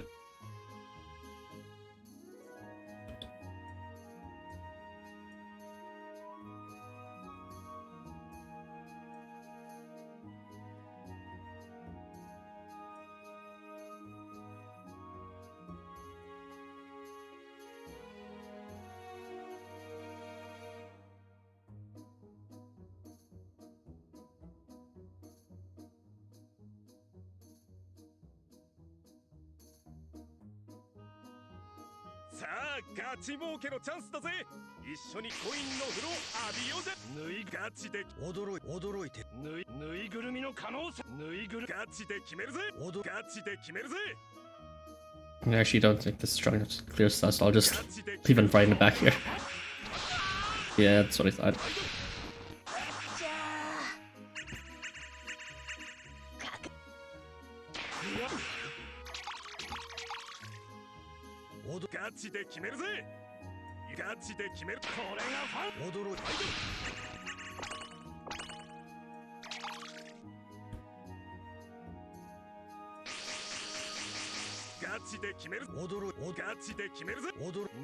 Yeah, breaking me strong. Not that I like use them ever.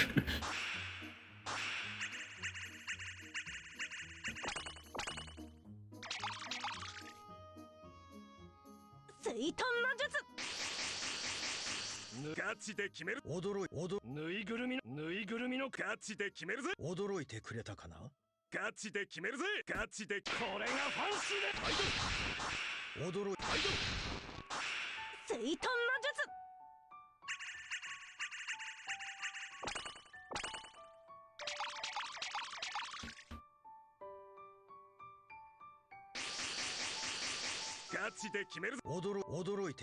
Nope, he is not.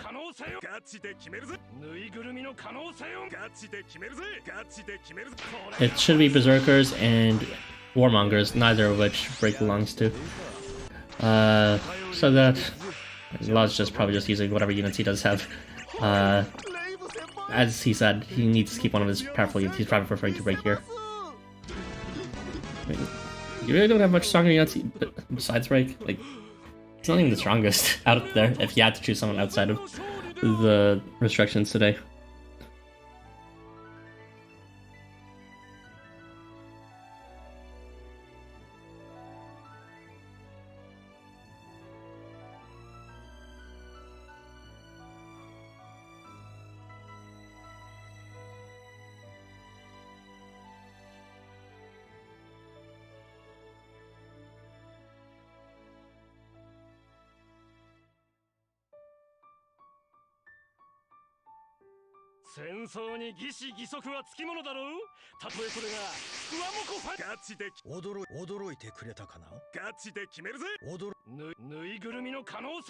I'm not sure if he's strong enough to handle sets actually, but let's give him a chance. Alright, believe this up.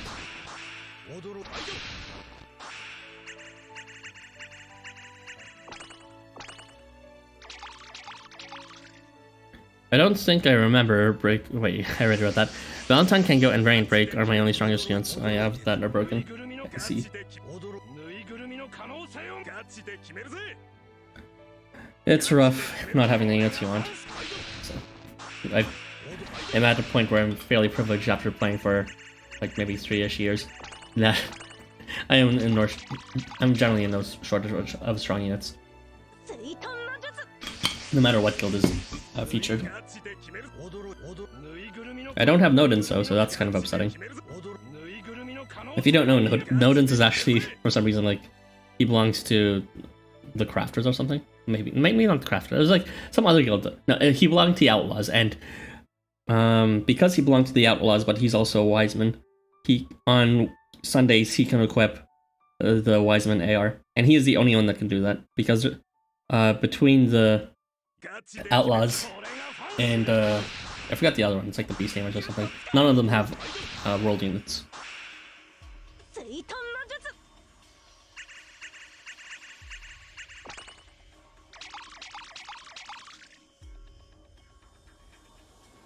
Oh, it was the Taoshis or the Gurus. Yeah, they have like almost nothing.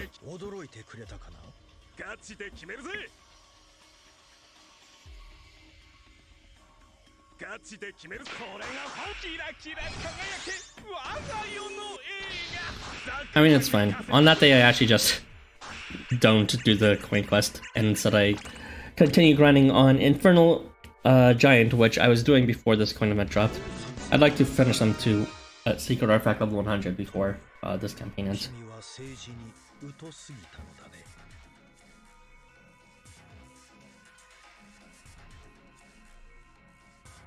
Festival Tez got Lipoka, but he doesn't know if his 90% weakness one. When he skill seed him, that's one.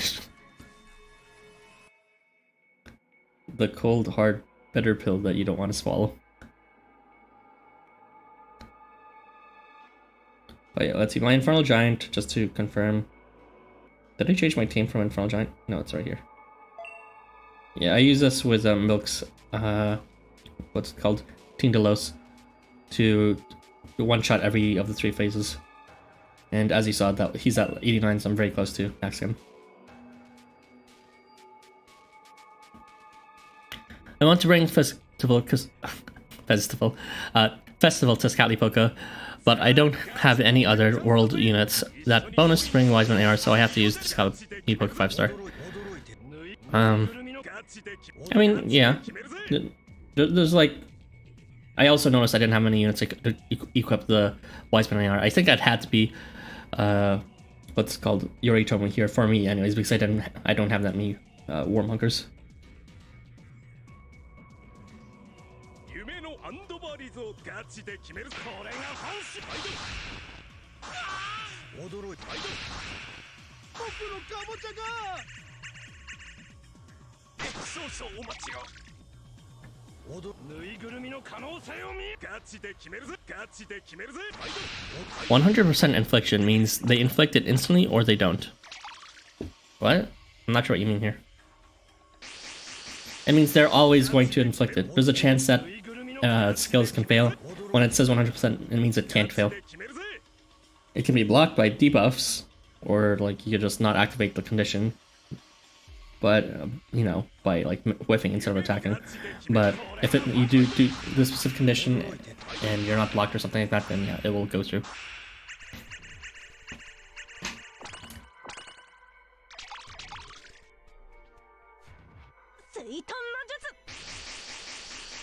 ガチで決める。驚いてく。ぬいぐるみのガチで決めるぜ。驚いてくれたかな。ガチで決める。ガチでこれがファンスパイド。驚いた。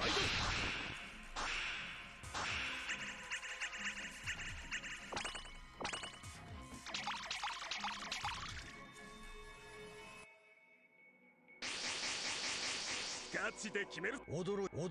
ぬいぐるみの可能性を見よ。ガチで決めるぜ。驚いてくれたかな。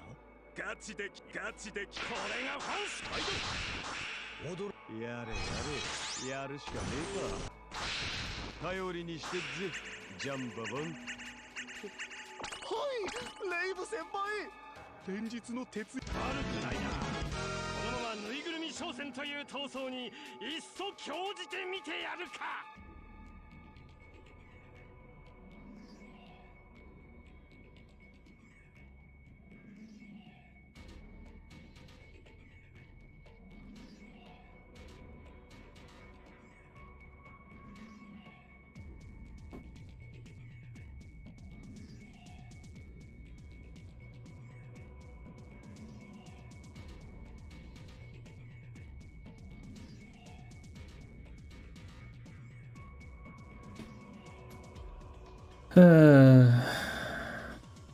Can't wait for tomorrow.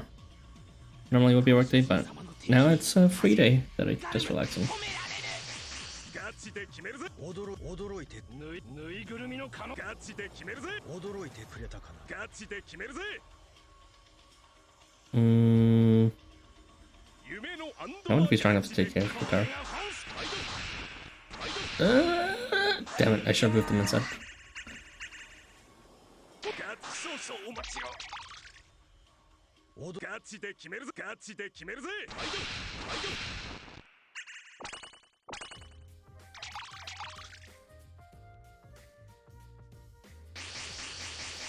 ガチで決める。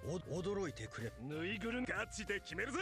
ガチで決めるぜ。ガチで決める。これがファン。驚いて。5 million damage on ranked and Vari with AR on.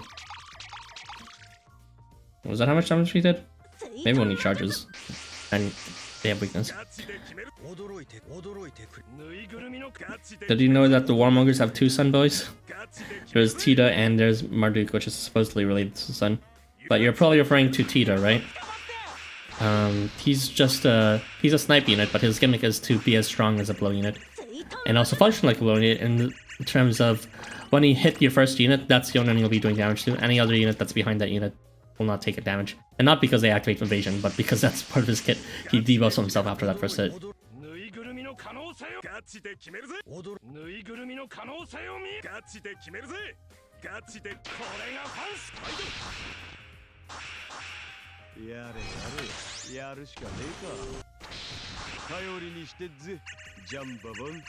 But yeah, you're not going to be grinding very well with him, since he does function like a blow unit. Maybe a bit better than normal blow unit since he can actually have range, but if there's ever 2 in his column, he won't be able to handle the 1 behind him.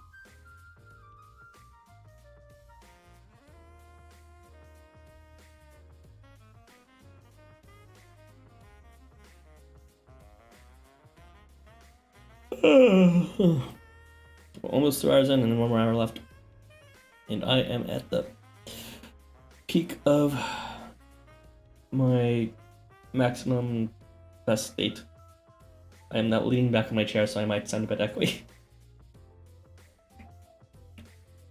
Oh yeah, that's right, he does offer ardor too. Yeah, Furry knows Tita better. Now this would normally be the situation where I try out Tita instead of Yoritama, but I don't have Tita. Actually, never mind, he wouldn't be able to equip the AR. Odd as a world representative how he can't even equip it. Yes, not all world representatives are world type.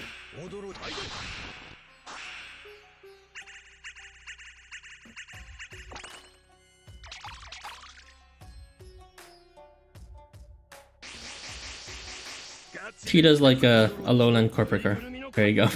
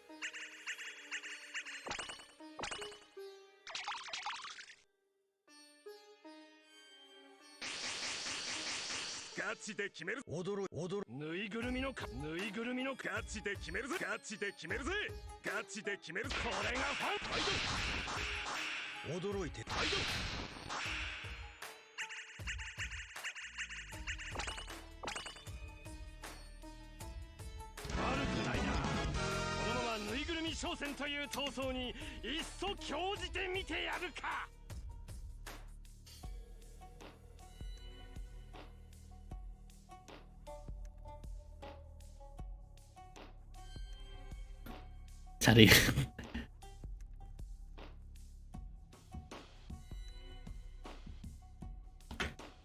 Tita helped the world become what it is, but I don't think he's exactly the top dog of his world, despite being a sun god. Usually, sun gods are the top dogs, which is strange. Now I think about it, isn't Skalipuka also a sun god? Well, I guess it really. I'll lay off on chapter 11 comments.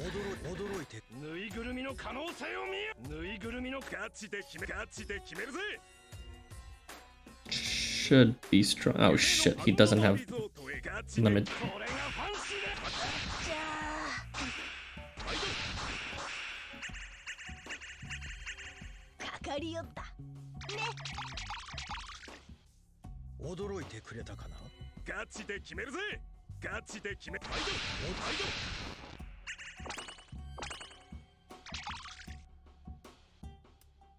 You can't get back your main account. Oof. Did he not provide a... I'm presuming you tried to do the query or through a LifeWonders site for account retrieval. Did he not have enough information for them?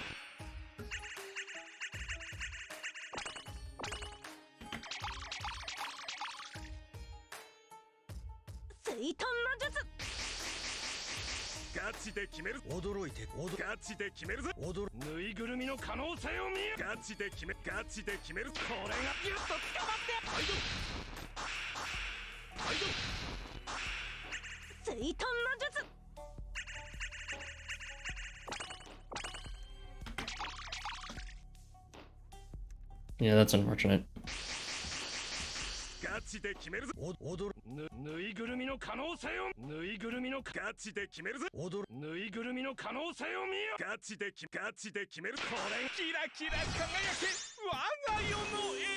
It's because you have LD player installed, because BlueStacks lags the hell from my laptop. Battery at 2%. What is with everyone doing these coin streams or watching these coin streams and not charging their battery? But you better not ping me midstream.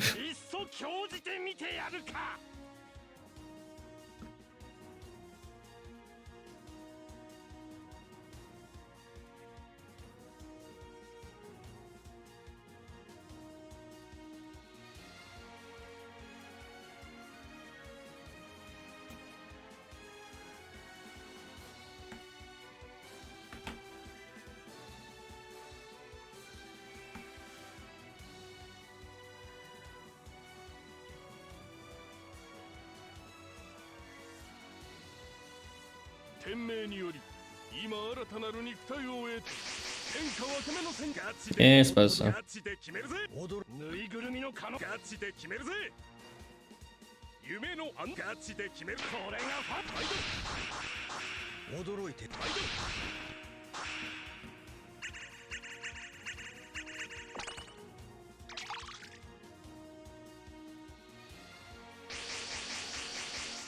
ガチで決めるぜガチで決めるぜガチで決めるぜガチでこれがファンスファイトファイト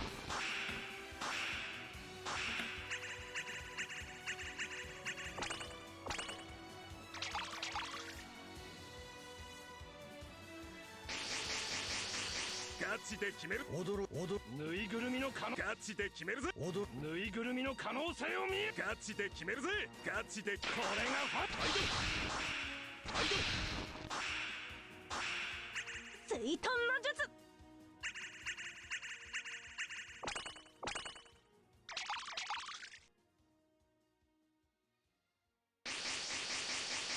ぬいガチで決める驚いてくぬいぐるみのガチで決めるぜ驚いてくれたかなガチで決めるぜガチで決めるこれがファイト驚いてファイ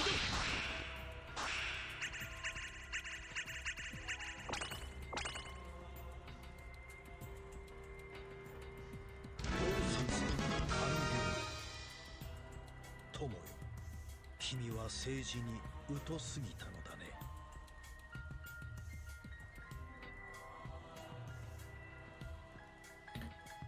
I forgot Chernobog has immobility buff and debuff. Yeah, he does. A few units have that. I'm not fully convinced it really works with them. Like, I guess they are trying to just make use of immobility because they already have that buff in their code. No, put it to use, not just let it die.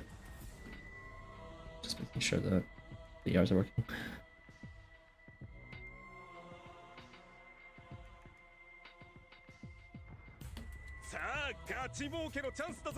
Yeah, the only relevant purpose for immobility nowadays is trying to find a way to make auto teams, which is a really sad way to make it relevant, but that's just the state of how it is. It's funny.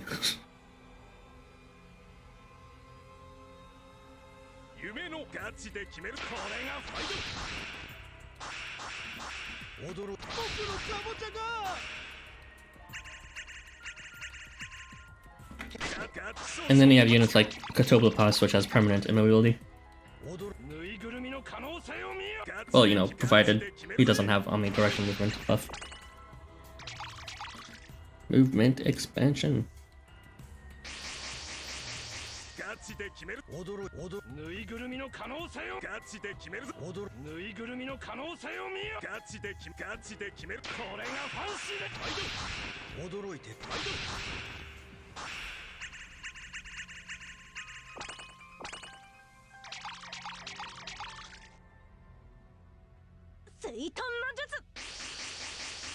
ガチで決める驚いてくるぬいぐるみガチで決めるぜぬいぐるみの可能性を見えガチで決めるぜガチで決めるぜこれがファンシーであれ驚い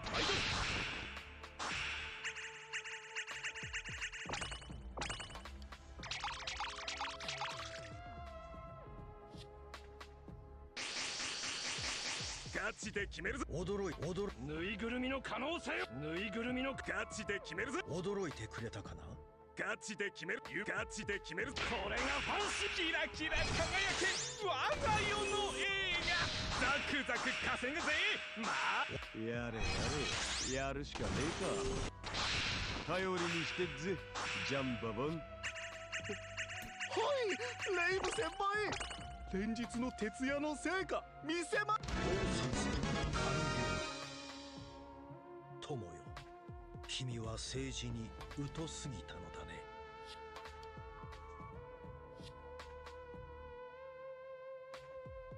No, that's the wrong one. There you go.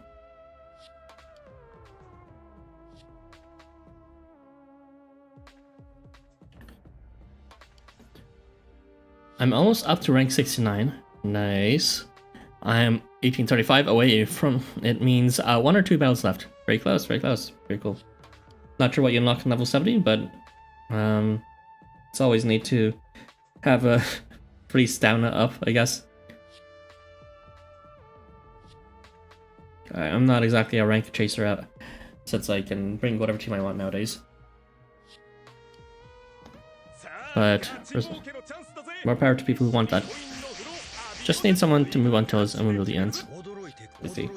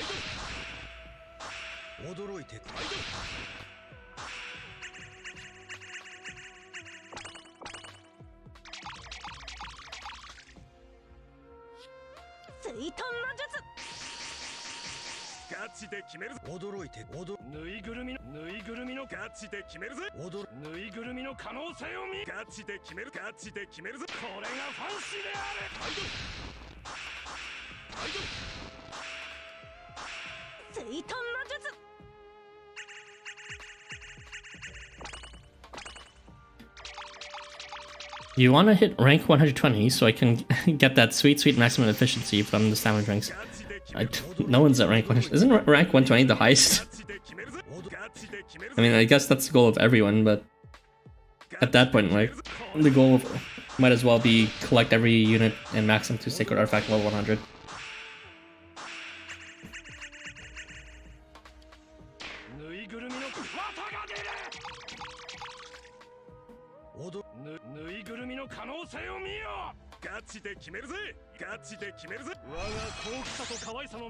Tokyo Afterschool Summoners is always awesome.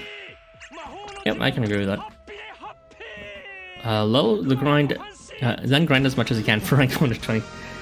It's kind of impractically impossible to reach 120 at this rate. If you want to, you're gonna actually need to spend stones for stamina.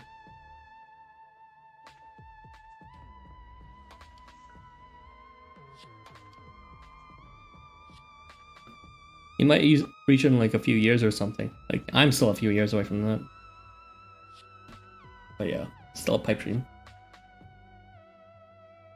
They're more likely to increase the rank level limit before you actually reach rank 120, to be quite honest.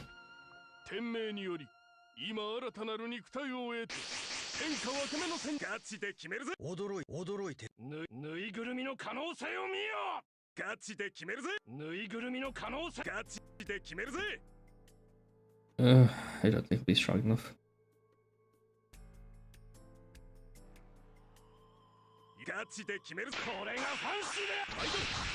Oh, that works.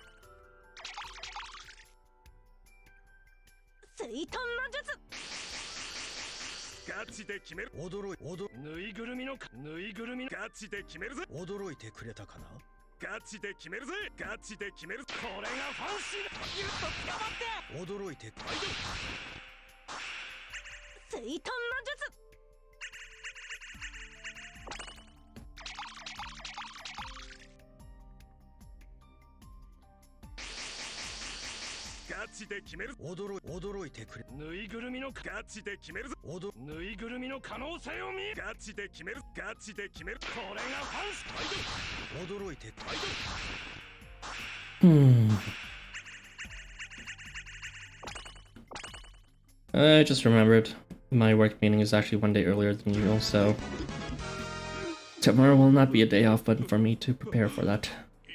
RIP. Every game knows the same maintenance date like Housamo. The same maintenance date? No, I don't play other gachas, so I don't know what maintenance date they're choosing. But it makes sense that there might be some coincidence based on holidays and all that. Holidays, weekends.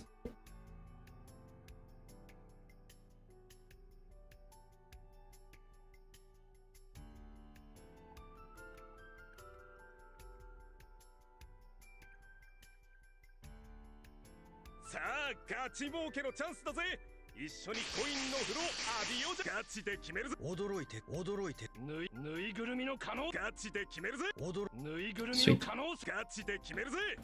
夢のガチで決める。これがファンシである。踊る。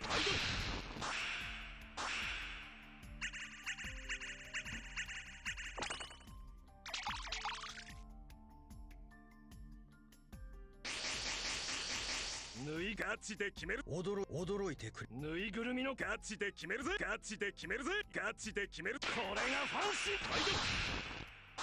驚い。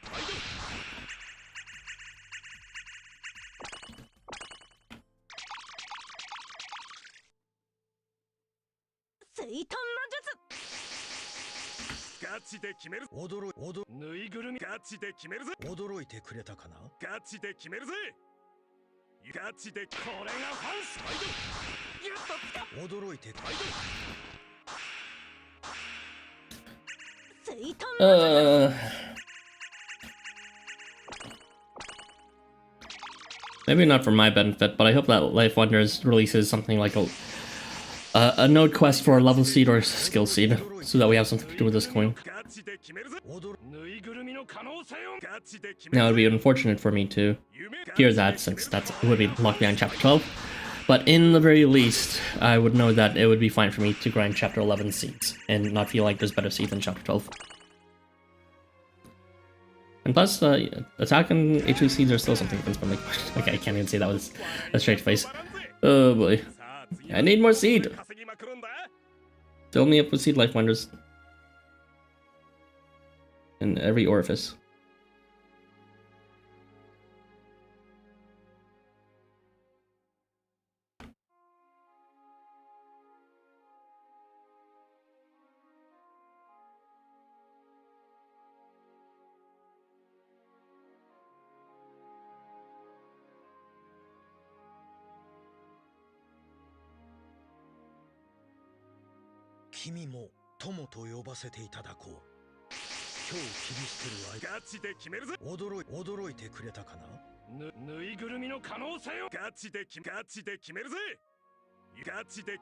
Oh crap, I should have moved. No, they're not strong enough. Oh, well, they wouldn't have been either way because he didn't get it. Please don't curse me. He cursed me. Sad.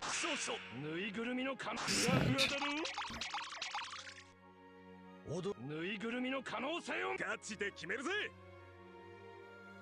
夢ガチで決め。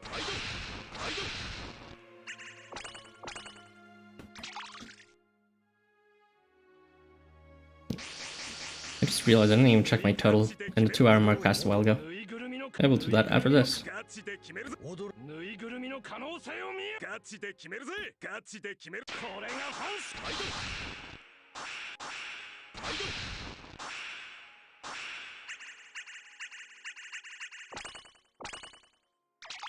Yeah, this is a lot better with 3 structures Kalipokus than Marduk. Thank you again, Kingdom. Much less stress doing it this way.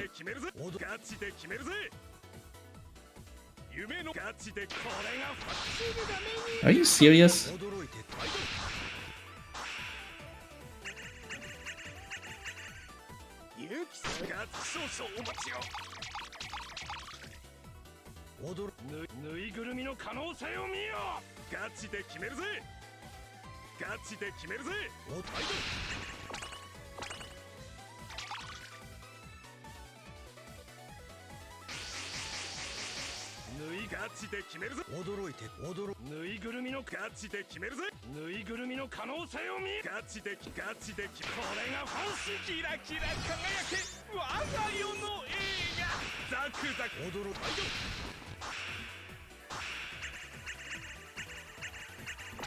Alright, let's see the total.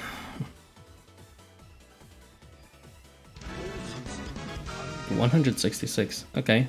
友よ、君は政治に疎すぎたのだね。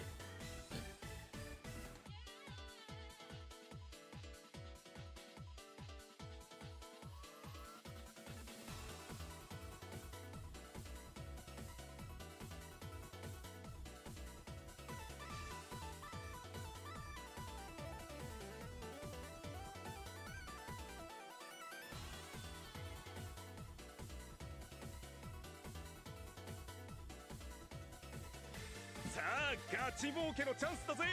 一緒にコインの風呂浴びようぜ。縫いガチで決めるぜ。驚いて。縫いぐるみの可能性ガチで決めるぜ。縫いぐるみの可能性ガチで決めるぜ。夢ガチで決めるぜ。これがファンシーだ。驚いて。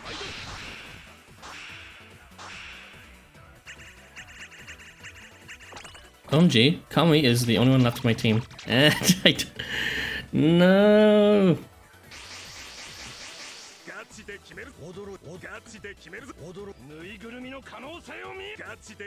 Do you not have any buffers with you? Like, Anvari's pretty strong. It's surprising that everyone in your team died. You should be bringing a support Anvari. Oh, okay. Strange joke, but sure.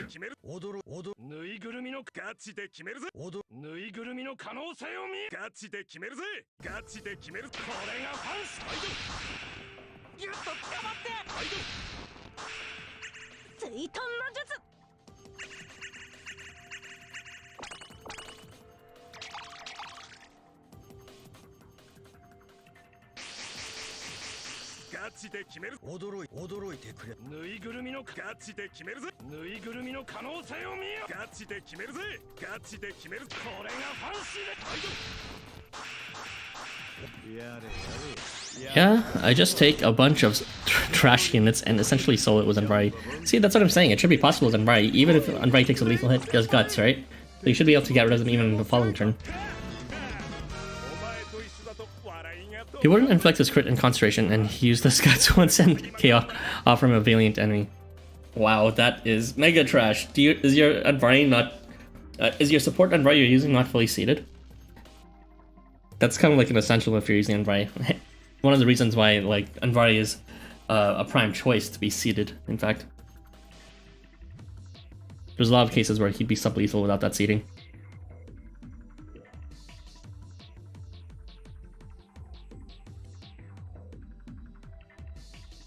Heck, he still experiences sub-lethal cases even now, as you saw. With fucking Seth.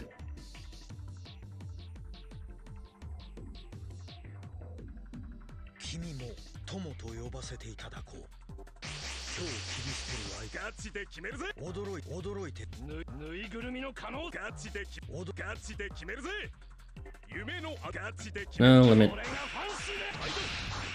Oh my god, fuck you, Seth.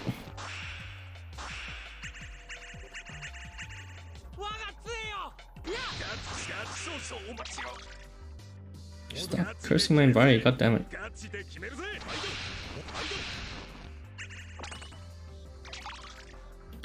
He only inflicts his crit and concentration buff like when he did it randomly. Yeah, you're gonna need to find a seated one for sure. Not even just for this quest, but for future purposes.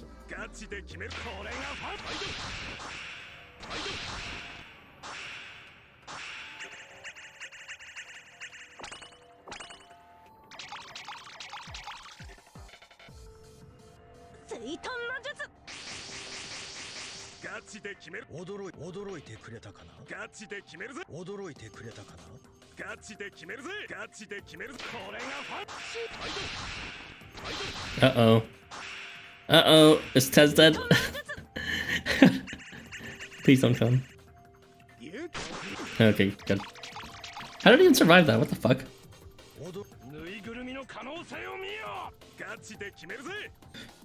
No comment.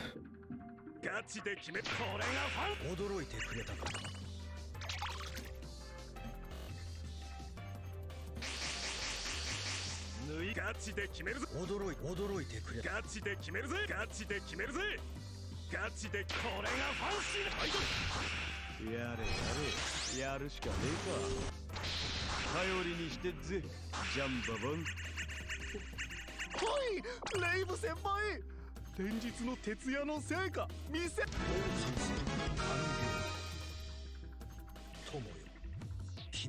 Nether and Ether are like Ether is light and Nether is dark. I mean, yeah, that's goes without saying.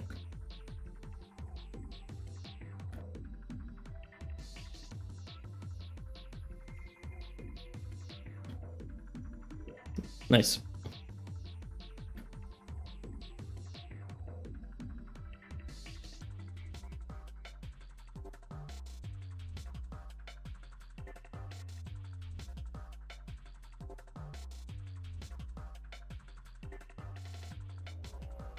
Ah, ガチ儲けのチャンスだぜ。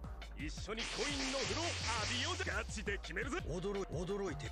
ぬいぐるみの可能性を見よ。ぬいぐるみのガチで決めるぜ。ぬいぐるみの可能性ガチで決めるぜ。夢の Please be strong enough. これがファンシーで。驚いて。 God damn it.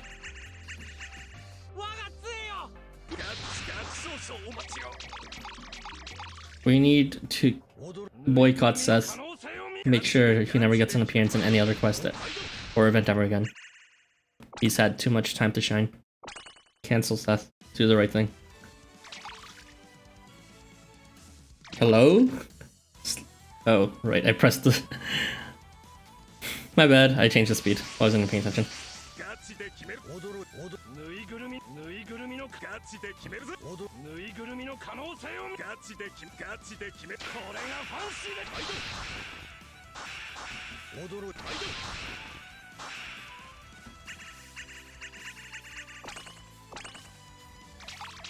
Hope you're all making decent coin with me today.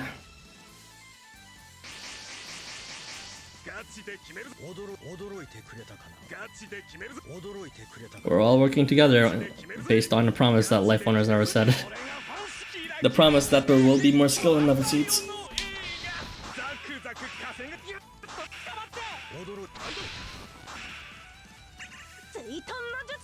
I wonder how hard Suzuka's skill plus quest again, but this time on my phone. I remember it not being a pushover, but again, it's just a one-time quest, so not really much to think about.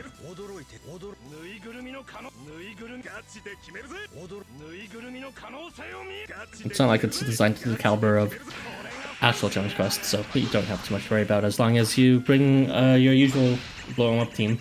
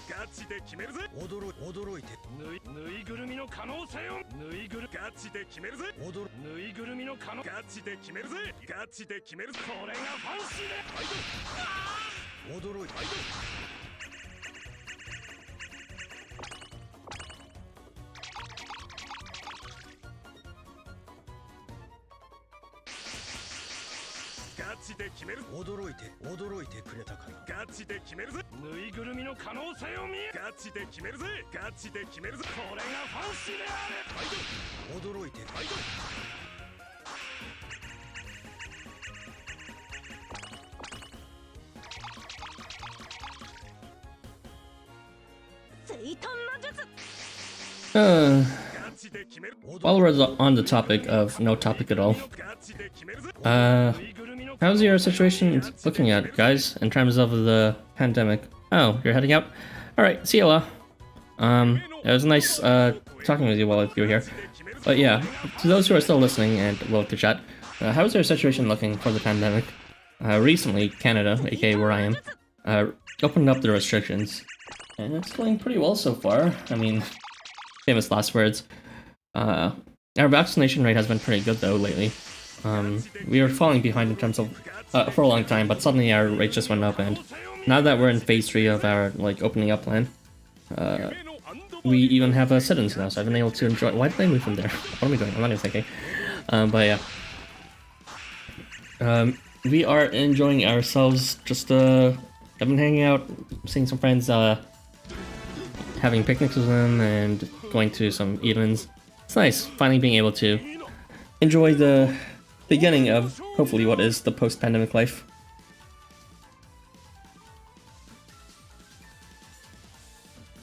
Actually, all of this going out has made me pretty exhausted and spending a lot of money too. I've been a bit lucky in entering the stream as a result. Well, I guess that's just me making excuses. But yeah, just yesterday, the day before, and the day before that, and the day before that, for like 4 days in a row, I've been hanging out with people and spending money, and I want to save money, god damn it. Numbers are rising, but not super fast. People are still not required to wear masks here. Oh. Well, that's when you say still, that worries me. So it was never required to wear masks there? Oh my gosh. I still wear a mask out of courtesy when it comes to entering restaurants and all that. Actually, that's not even out of courtesy. Legally, you're still, like, forced to wear masks here, even if you already had your shot. I guess for these restaurants, just because they have no way of confirming at this point. But generally speaking, when I'm just, like, walking outside and when I see other people, I don't wear my mask.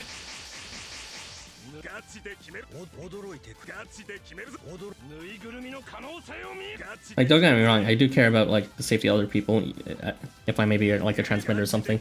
So I know I should be wearing my mask more often, but the only reason I wore it that intensely, including outside when no one was around, was just because of pure paranoia. But I think it's reasonable for me just to walk outside with a mask if no one's like strangers aren't walking beside me the entire route. Still, as in, we haven't had to in a few months. Oh, have you been recovering lately? Well, I'm not sure if that's what it necessarily means or not. Well, things are looking good now for us, but before this point in time, we've had some controversial situations where we tried to open up, and then the second wave came, and it hit us pretty hard. And then we had to close down again, and then open up and close down. I think we actually closed down. No, we only closed down and opened up once, and then closed again. And then after that, they kept on having talks for opening up, but they pushed that like consistently, maybe 4 or 5 times ahead of time. That was kind of a meme, where you know, it'd be likelier for them to, when they give a date, it's like we kind of assume that's was gonna be okay. So that's when you're gonna announce the next extension, right? But yeah, it was prolonged for so long, and cases did get better. But during that time, it was just like I was watching the news, and I felt bad for the people that were consistently on news or businesses that were failing at the time, just like gyms and, well, especially gyms for some reason. Well, not that I have ever utilized the gym to its fullest. Oh yeah, bars too, I believe.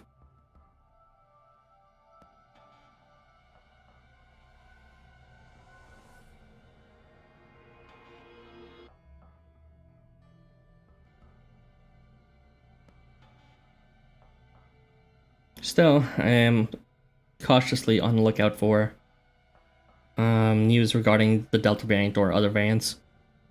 Okay, that's being disingenuous. I'm not looking for news constantly, but I'm keeping an open ear if anyone else mentions it.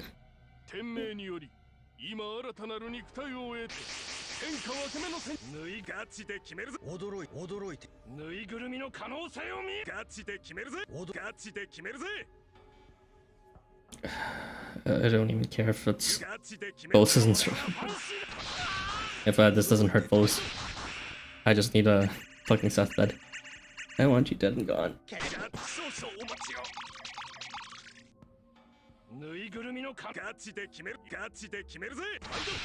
There we go. Well, it's unfortunate that numbers are rising in your place, August. Fingers crossed that whatever action plan your government sets for, you know, curbing the numbers actually succeeds. I know some people are like pessimistic about it and lose faith in the government and all that. I want to say that in the US in general, the numbers were getting significantly better since the vaccines became available. But yeah, the Delta variant is changing things up. Oh, I see. The US. For some reason, I just assume people that are in chat are not from the US. But it's the most like commonplace, according to my distribution count for my viewers. I mean, that would have been a fair assumption either way. But yeah, I've heard the US was one of the first places to really quickly recover. Well, it makes sense. All the stuff like Moderna and Pfizer, like you actually made the vaccines on location there, right? And you prioritize your own citizens before distributing them worldwide. That was the case for Canada. That was part of the reason why we kept on pushing it. Not just because of the cases, but also because we couldn't get our hands on the vaccines. There's this controversial case with AstraZeneca or something. I think it was AstraZeneca where they just had like fucking they overpromised or something and then they couldn't distribute enough. It was either them or Pfizer. And on top of that, there's this weird case with AstraZeneca where you may need a third shot or something, or it may not be as effective, or there's like side effects. There's so much misinformation. I don't even know what to like trust in specific to that anymore. And then the whole shenanigans was vaccine mixing, which is the fuck is vaccine mixing? That I've never even heard of that. It's just like, oh yeah, you can switch between Pfizer and Moderna. Even though there's like no like studies to back up its safety or efficacy or any like precedent for that, but people were just casually saying, oh yeah, it's even stronger. I'm like, what? Where's this coming from? This is like some extremely fishy anecdotal shit that you're pushing onto us suddenly, just so that you can push out vaccines you do have. Hopefully other places don't have to be subject to weird stuff like that.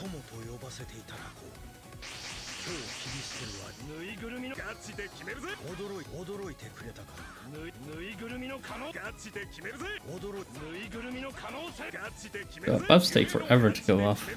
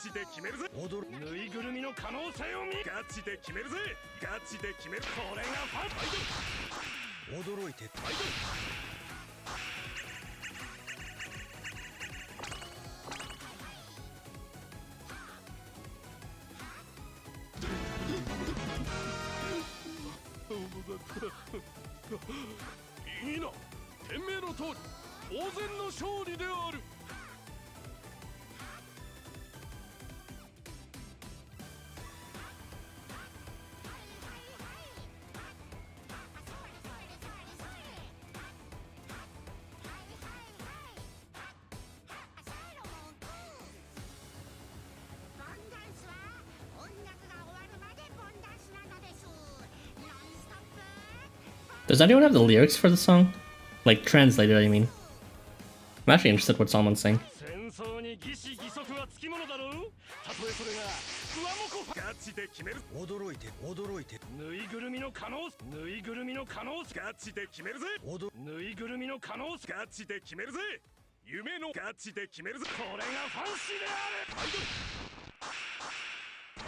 Oh fuck. God damn it. Alien bitch.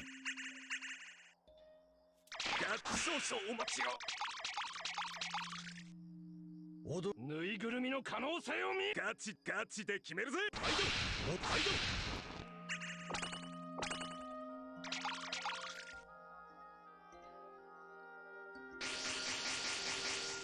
ガチで決めるぜ。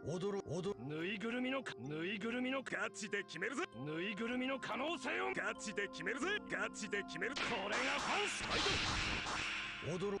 イト。ガチで決める。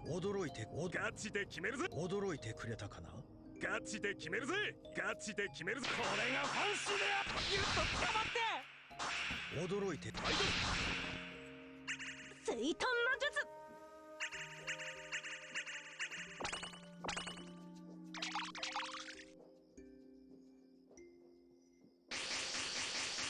ガチで決めるぜ。ガチで決めるぜ。ぬいぐるみの可能性を見よう。ガチでこれがファンシでキラキラ輝け我が世の映画。驚いて。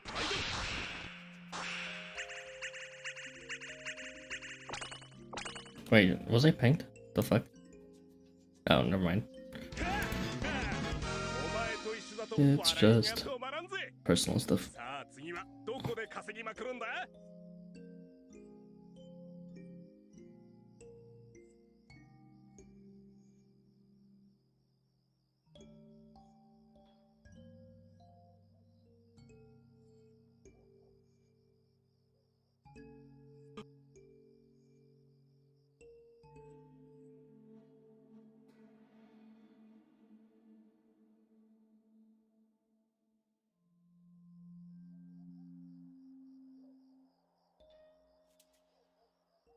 さあガチ儲けのチャンスだぜ。一緒にコインの風呂浴びようじゃね。ガチで決めるぜ。驚いて。ぬいぐるみの可能性をガチで決めるぜ。驚いてくれたかな。ガチで決めるぜ。夢ガチで決める。これがファンシである。驚いて。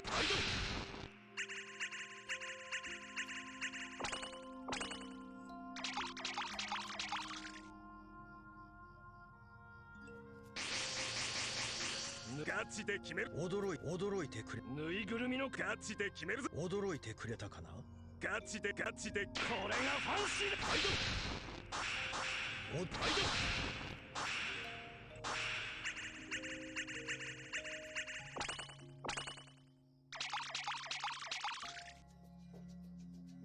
ト。水遁の術。ガチで決める。ぬいぐるみのガチで決めるぜ。ぬいぐるみの可能性を見え。ガチで決めるぜ。ガチでこれがファンシーファイト。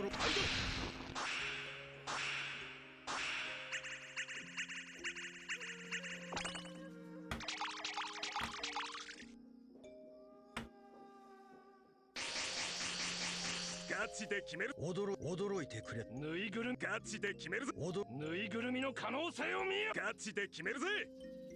ガチで決める。これがファンキラキラ輝け我が世の映画。ザクザク稼ぐぜ。まあ見て。驚いて。悪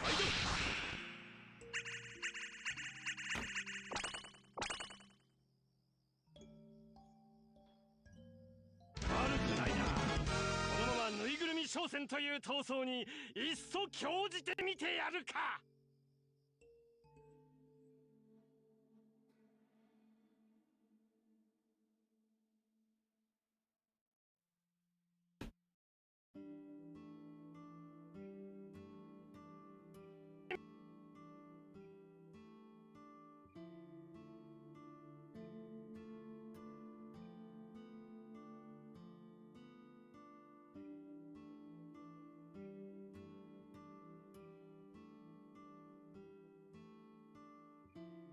君も友と呼ばせていただこう。今日切り捨てるわ。ぬいガチで決めるぜ。驚いて。ぬいぐるみの可能性を見。ぬいぐるみのガチで決めるぜ。ガチで決めるぜ。夢のガチで決める。これがファイト。驚いて。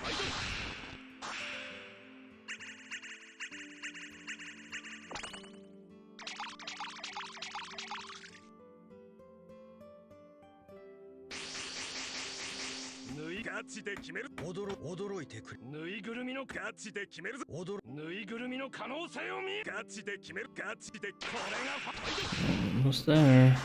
驚い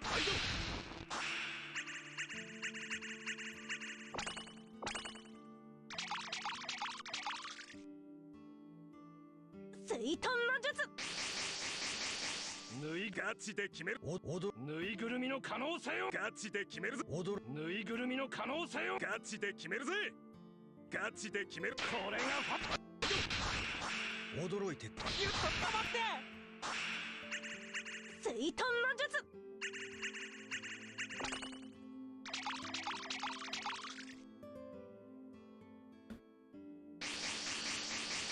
ぬいガチで決める驚いてくれたかなガチで決めるぞぬいぐるみの可能性を見ガチで決めるぜガチでキラキラ輝け我が世の映画ザクザク稼ぐぜ驚いて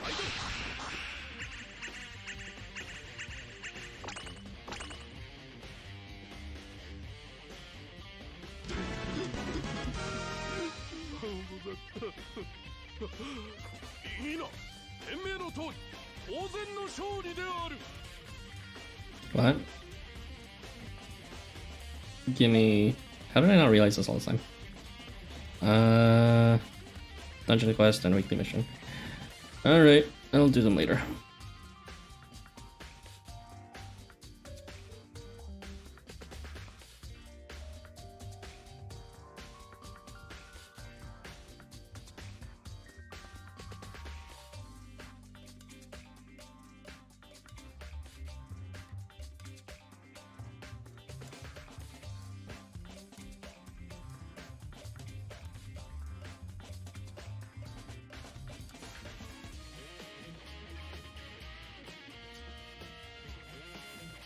天命により今新たなる肉体を得て天下分け目のガチで決めるぞ驚いてぬいぐるみの可能性を見よガチで決めるぜぬいぐるみの可能ガチで決めるぜ夢のガチで決めるこれがファンシーで驚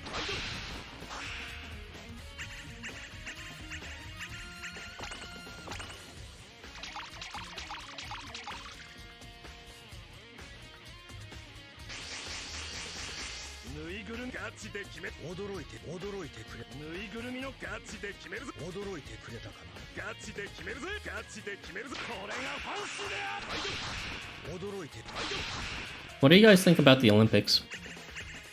Not the Olympics in general, but specifically the Tokyo 2020 Olympics.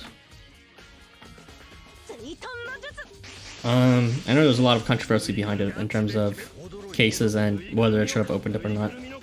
I'm still trying to figure out my own feelings about it. I thought it was neat, the skateboarding event. And I mean, I shouldn't have been surprised considering how skateboarding looks outside of Olympics, but holy shit, there were a lot of people crashing, like completely flopping tricks. There were like 5 or 6 contestants in a row, all like Olympic candidates, and they all kept on failing the same like trick of grinding around and then landing safely. I was like, isn't it like the most basic trick you always see? But then I guess like I'm just too spoiled from seeing like Tony Hawk and other games like that. I still haven't seen the opening ceremony, but I heard it was disappointing, which is like unfortunate because, well, you know, China's was amazing whenever that released, and Japan's is supposed to be amazing too, but then the pandemic happened, and understandably, it probably affected in some way the opening ceremony needs preparations. So it's a shame that it couldn't be trumped like today. It would have been cool. I remember seeing Canada's opening ceremony for, I thought it was the Winter Olympics, but I guess not. Maybe it was the Paralympics, but yeah, they had a beautiful showcase for like the indigenous and all that. But it still wasn't quite the same as China's showcase from a few years back. In terms of how I feel about whether they should have opened or not, because I'm not really sure. Like, I'm sure Canadian citizens will be safe that go there because they've got both sort of shots, most likely. I'm not sure if all of the candidates are required to be vaccinated or not. Actually, I'm not even sure if... Yeah, is that a requirement for Olympic candidates, competitors? Do they all need to be fully vaccinated and have both shots? Yeah, I don't know. Seems like a no-brainer, but I mean, I never thought of it, evidently.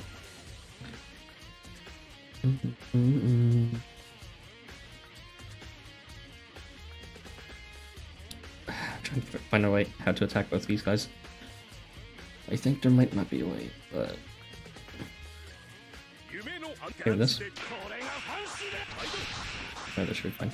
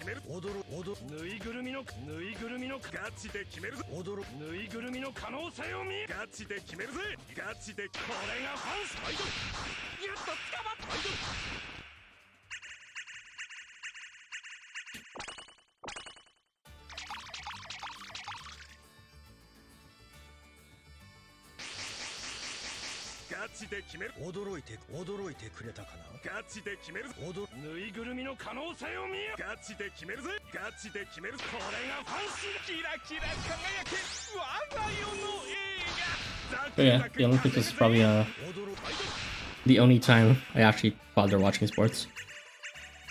The opening ceremony and then usually the first few sports in the first few days before I get bored of it.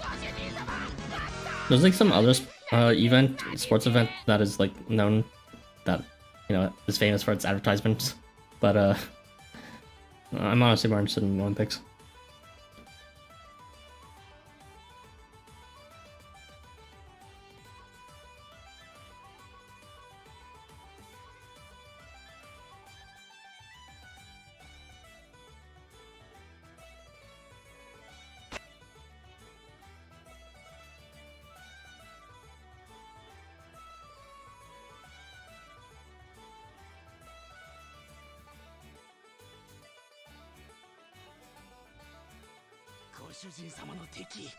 Oh yeah, the Super Bowl. That's what it was called.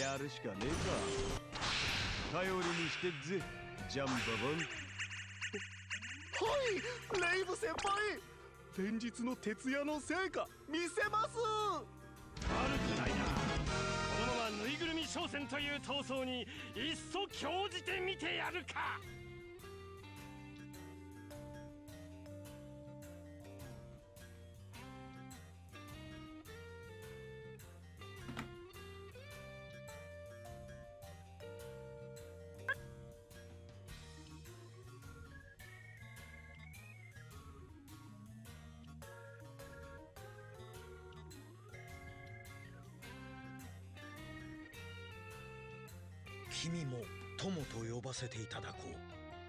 今日切り捨てる相ガチで決めるぜ。驚いてぬいぐるみの可能ガチで決めるぜ。ガチで決めるぜ。夢のガチで決める。これが驚いて僕のカボチャが我が杖よ。 God damn it.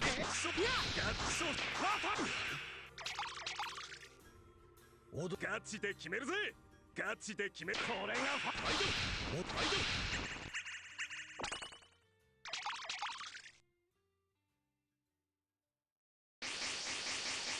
ガチでぬいぐるみのガチで決めるぜ。ガチで決めるぜ。ガチで決め。これがファイト。驚いてファイト。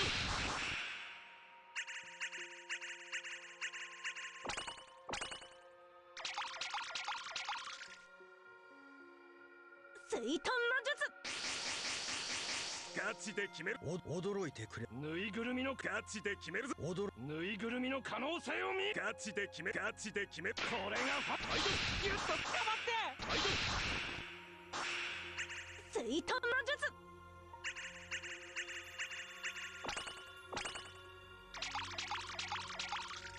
I know that's supposed to be Abisu's mouth open, but in that art it kind of looks like duck lips.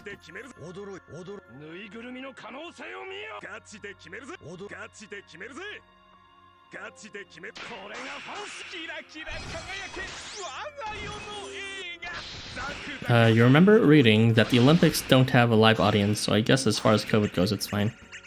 Okay, that's good. That's good. What are the requirements for the vaccine, though, for the actual athletes? Like, are they allowed to abstain? That'd be kind of whack if they were. Although I guess at that point it's such a cross-cultural thing that, who knows, maybe there's one culture that are completely against putting anything in their body. That is not America, that is. Just kidding.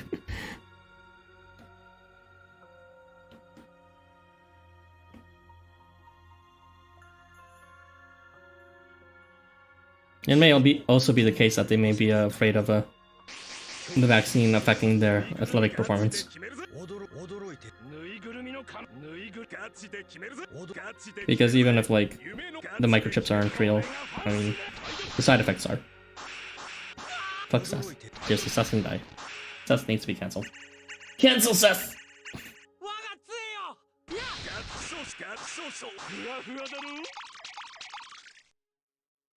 He actually just cursed both land bodies.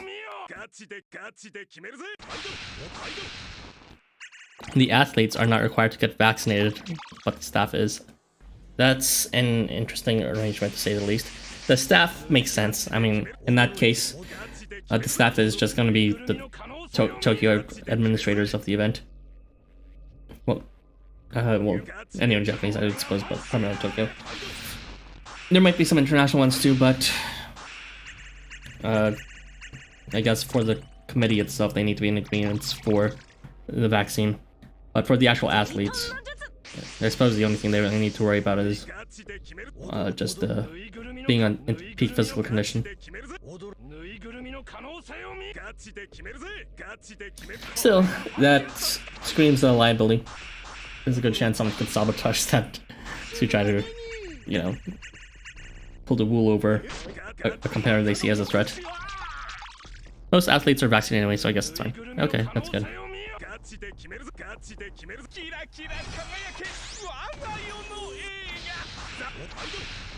Oh yeah, about the live audiencing. I vaguely remember when I was watching the skateboarding event. It was like, it was just the skateboarders in a line and a really, like, empty audience. Maybe I'm misremembering, but I feel like I could corroborate that.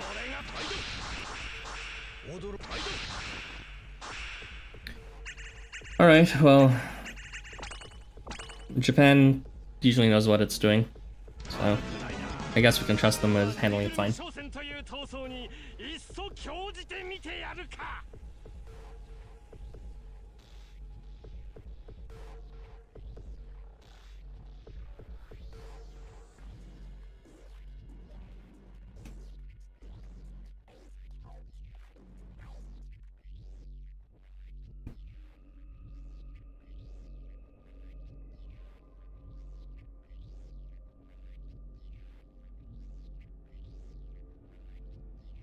By the way, if any of you are wondering about my opinion on that the Olympic Doodle game that Google made, I played it for like maybe 5 minutes and I got bored of it.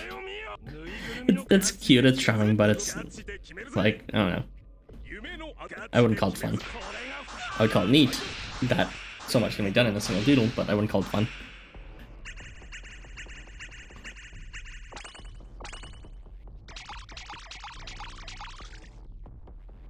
Same. I see.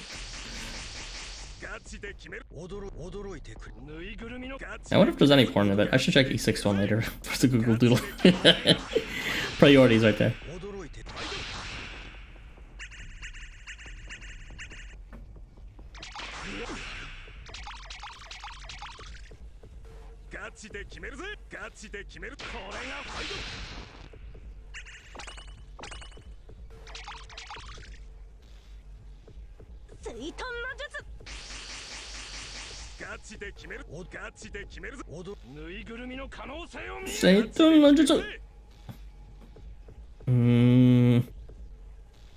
That's fine, let's do this.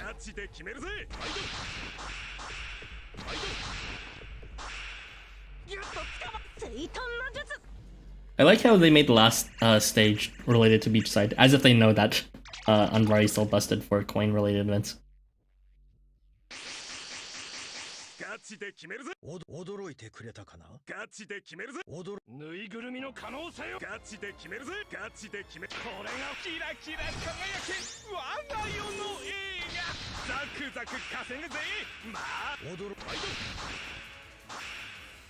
Oh, is that the name of one of them? Probably one of the 4 leaders. I forget the one I picked, but it was the one that where you go to the southwestern skateboarding game. It was the one that was like sponsoring about, you know, working on the best of yourself or something. I should definitely check that later myself. Because, you know, it's just like, the media is okay, but what really enhances it, brings it to the next level is the part of it, you know? That's when it transcends the media and just, you come to know it a bit more intimately, if you catch my drift.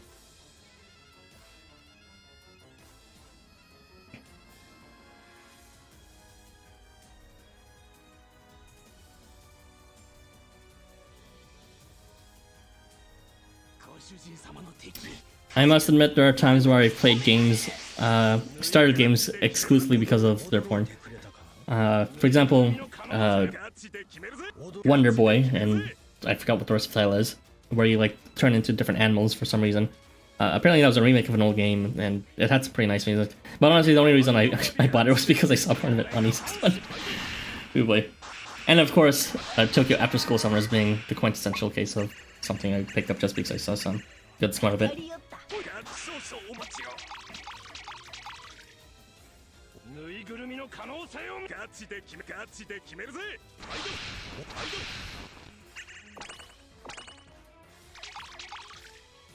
I think I stopped doing that when well, I stopped doing it as often when I saw this Utopia movie.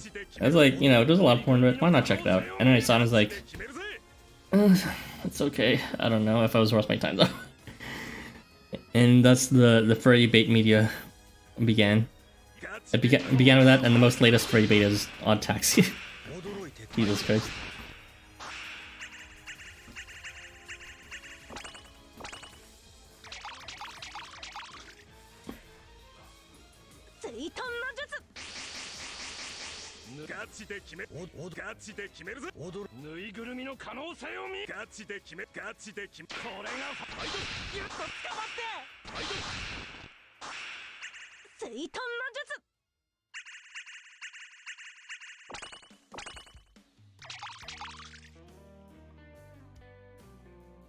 I'm kind of like the same, except instead of porn, it's just characters that I like.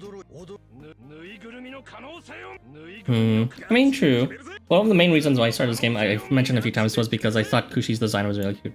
Not even necessarily the porn of it, it's just that whenever...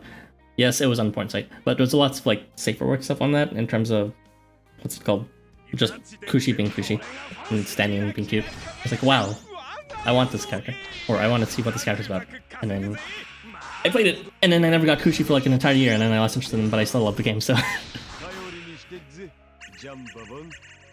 So I know where you're coming from, absolutely, yeah, August. It just usually ends up being porn because, well, I don't browse safe or work art. I browse porn.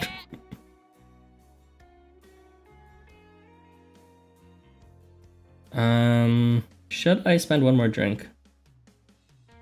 You know what, let's call it quits here. It might be a bit shorter than usual, but it's fine. It's fine. Okay, so I don't know how much we began off as. I'm gonna just check the beginning of the stream so it's confirmed. But we are now left off after around 3 hours of grinding with 175 million coin. So we started with 140 something. So that's around 30 million, more than 30 million most likely. So that's over 10 million per hour. That's quite good. Actually, that's really good. But I'll need to do a Dare comparison later. And we are left with 29 stamina drinks and 59 majors. I do not know if that's good or not, but I'll just have to confirm that later. I started playing Housamo for MC and I stayed for Ryota. Oh man. I mean, everyone stayed for Ryota. When I first started the game, it was like I came in looking for Kushi, but of course the first character you meet who's adorable, who's there to stick with you, is Ryota in Chapter 1. It wasn't Shiro, it wasn't Kengo, it was Ryota. Good boy Ryota, who you could follow to the washroom or something and could help him undo his pants or something. It was just such a shock scene, those beginning scenes being so horny. And, you know, the fact that Ryota's the first one you really saw it with was just like, you know, there was an attachment there. Perhaps a physical one. Perhaps an internal physical one. Anyway, let's not go too far. I'm done streaming for today.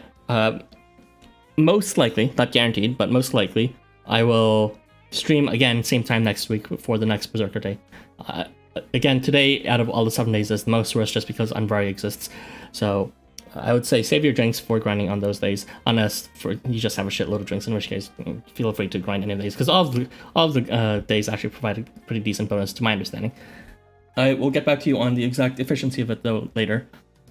Okay, thank you for joining me, everyone. I will talk to you guys later, and look forward to other content I produce, like the Chapter 11 stuff, which will be coming out one day eventually. See ya, bye. Just finished texting my Niger. Nice. Have a good day with your Red Text Tiger, and I will see ya later.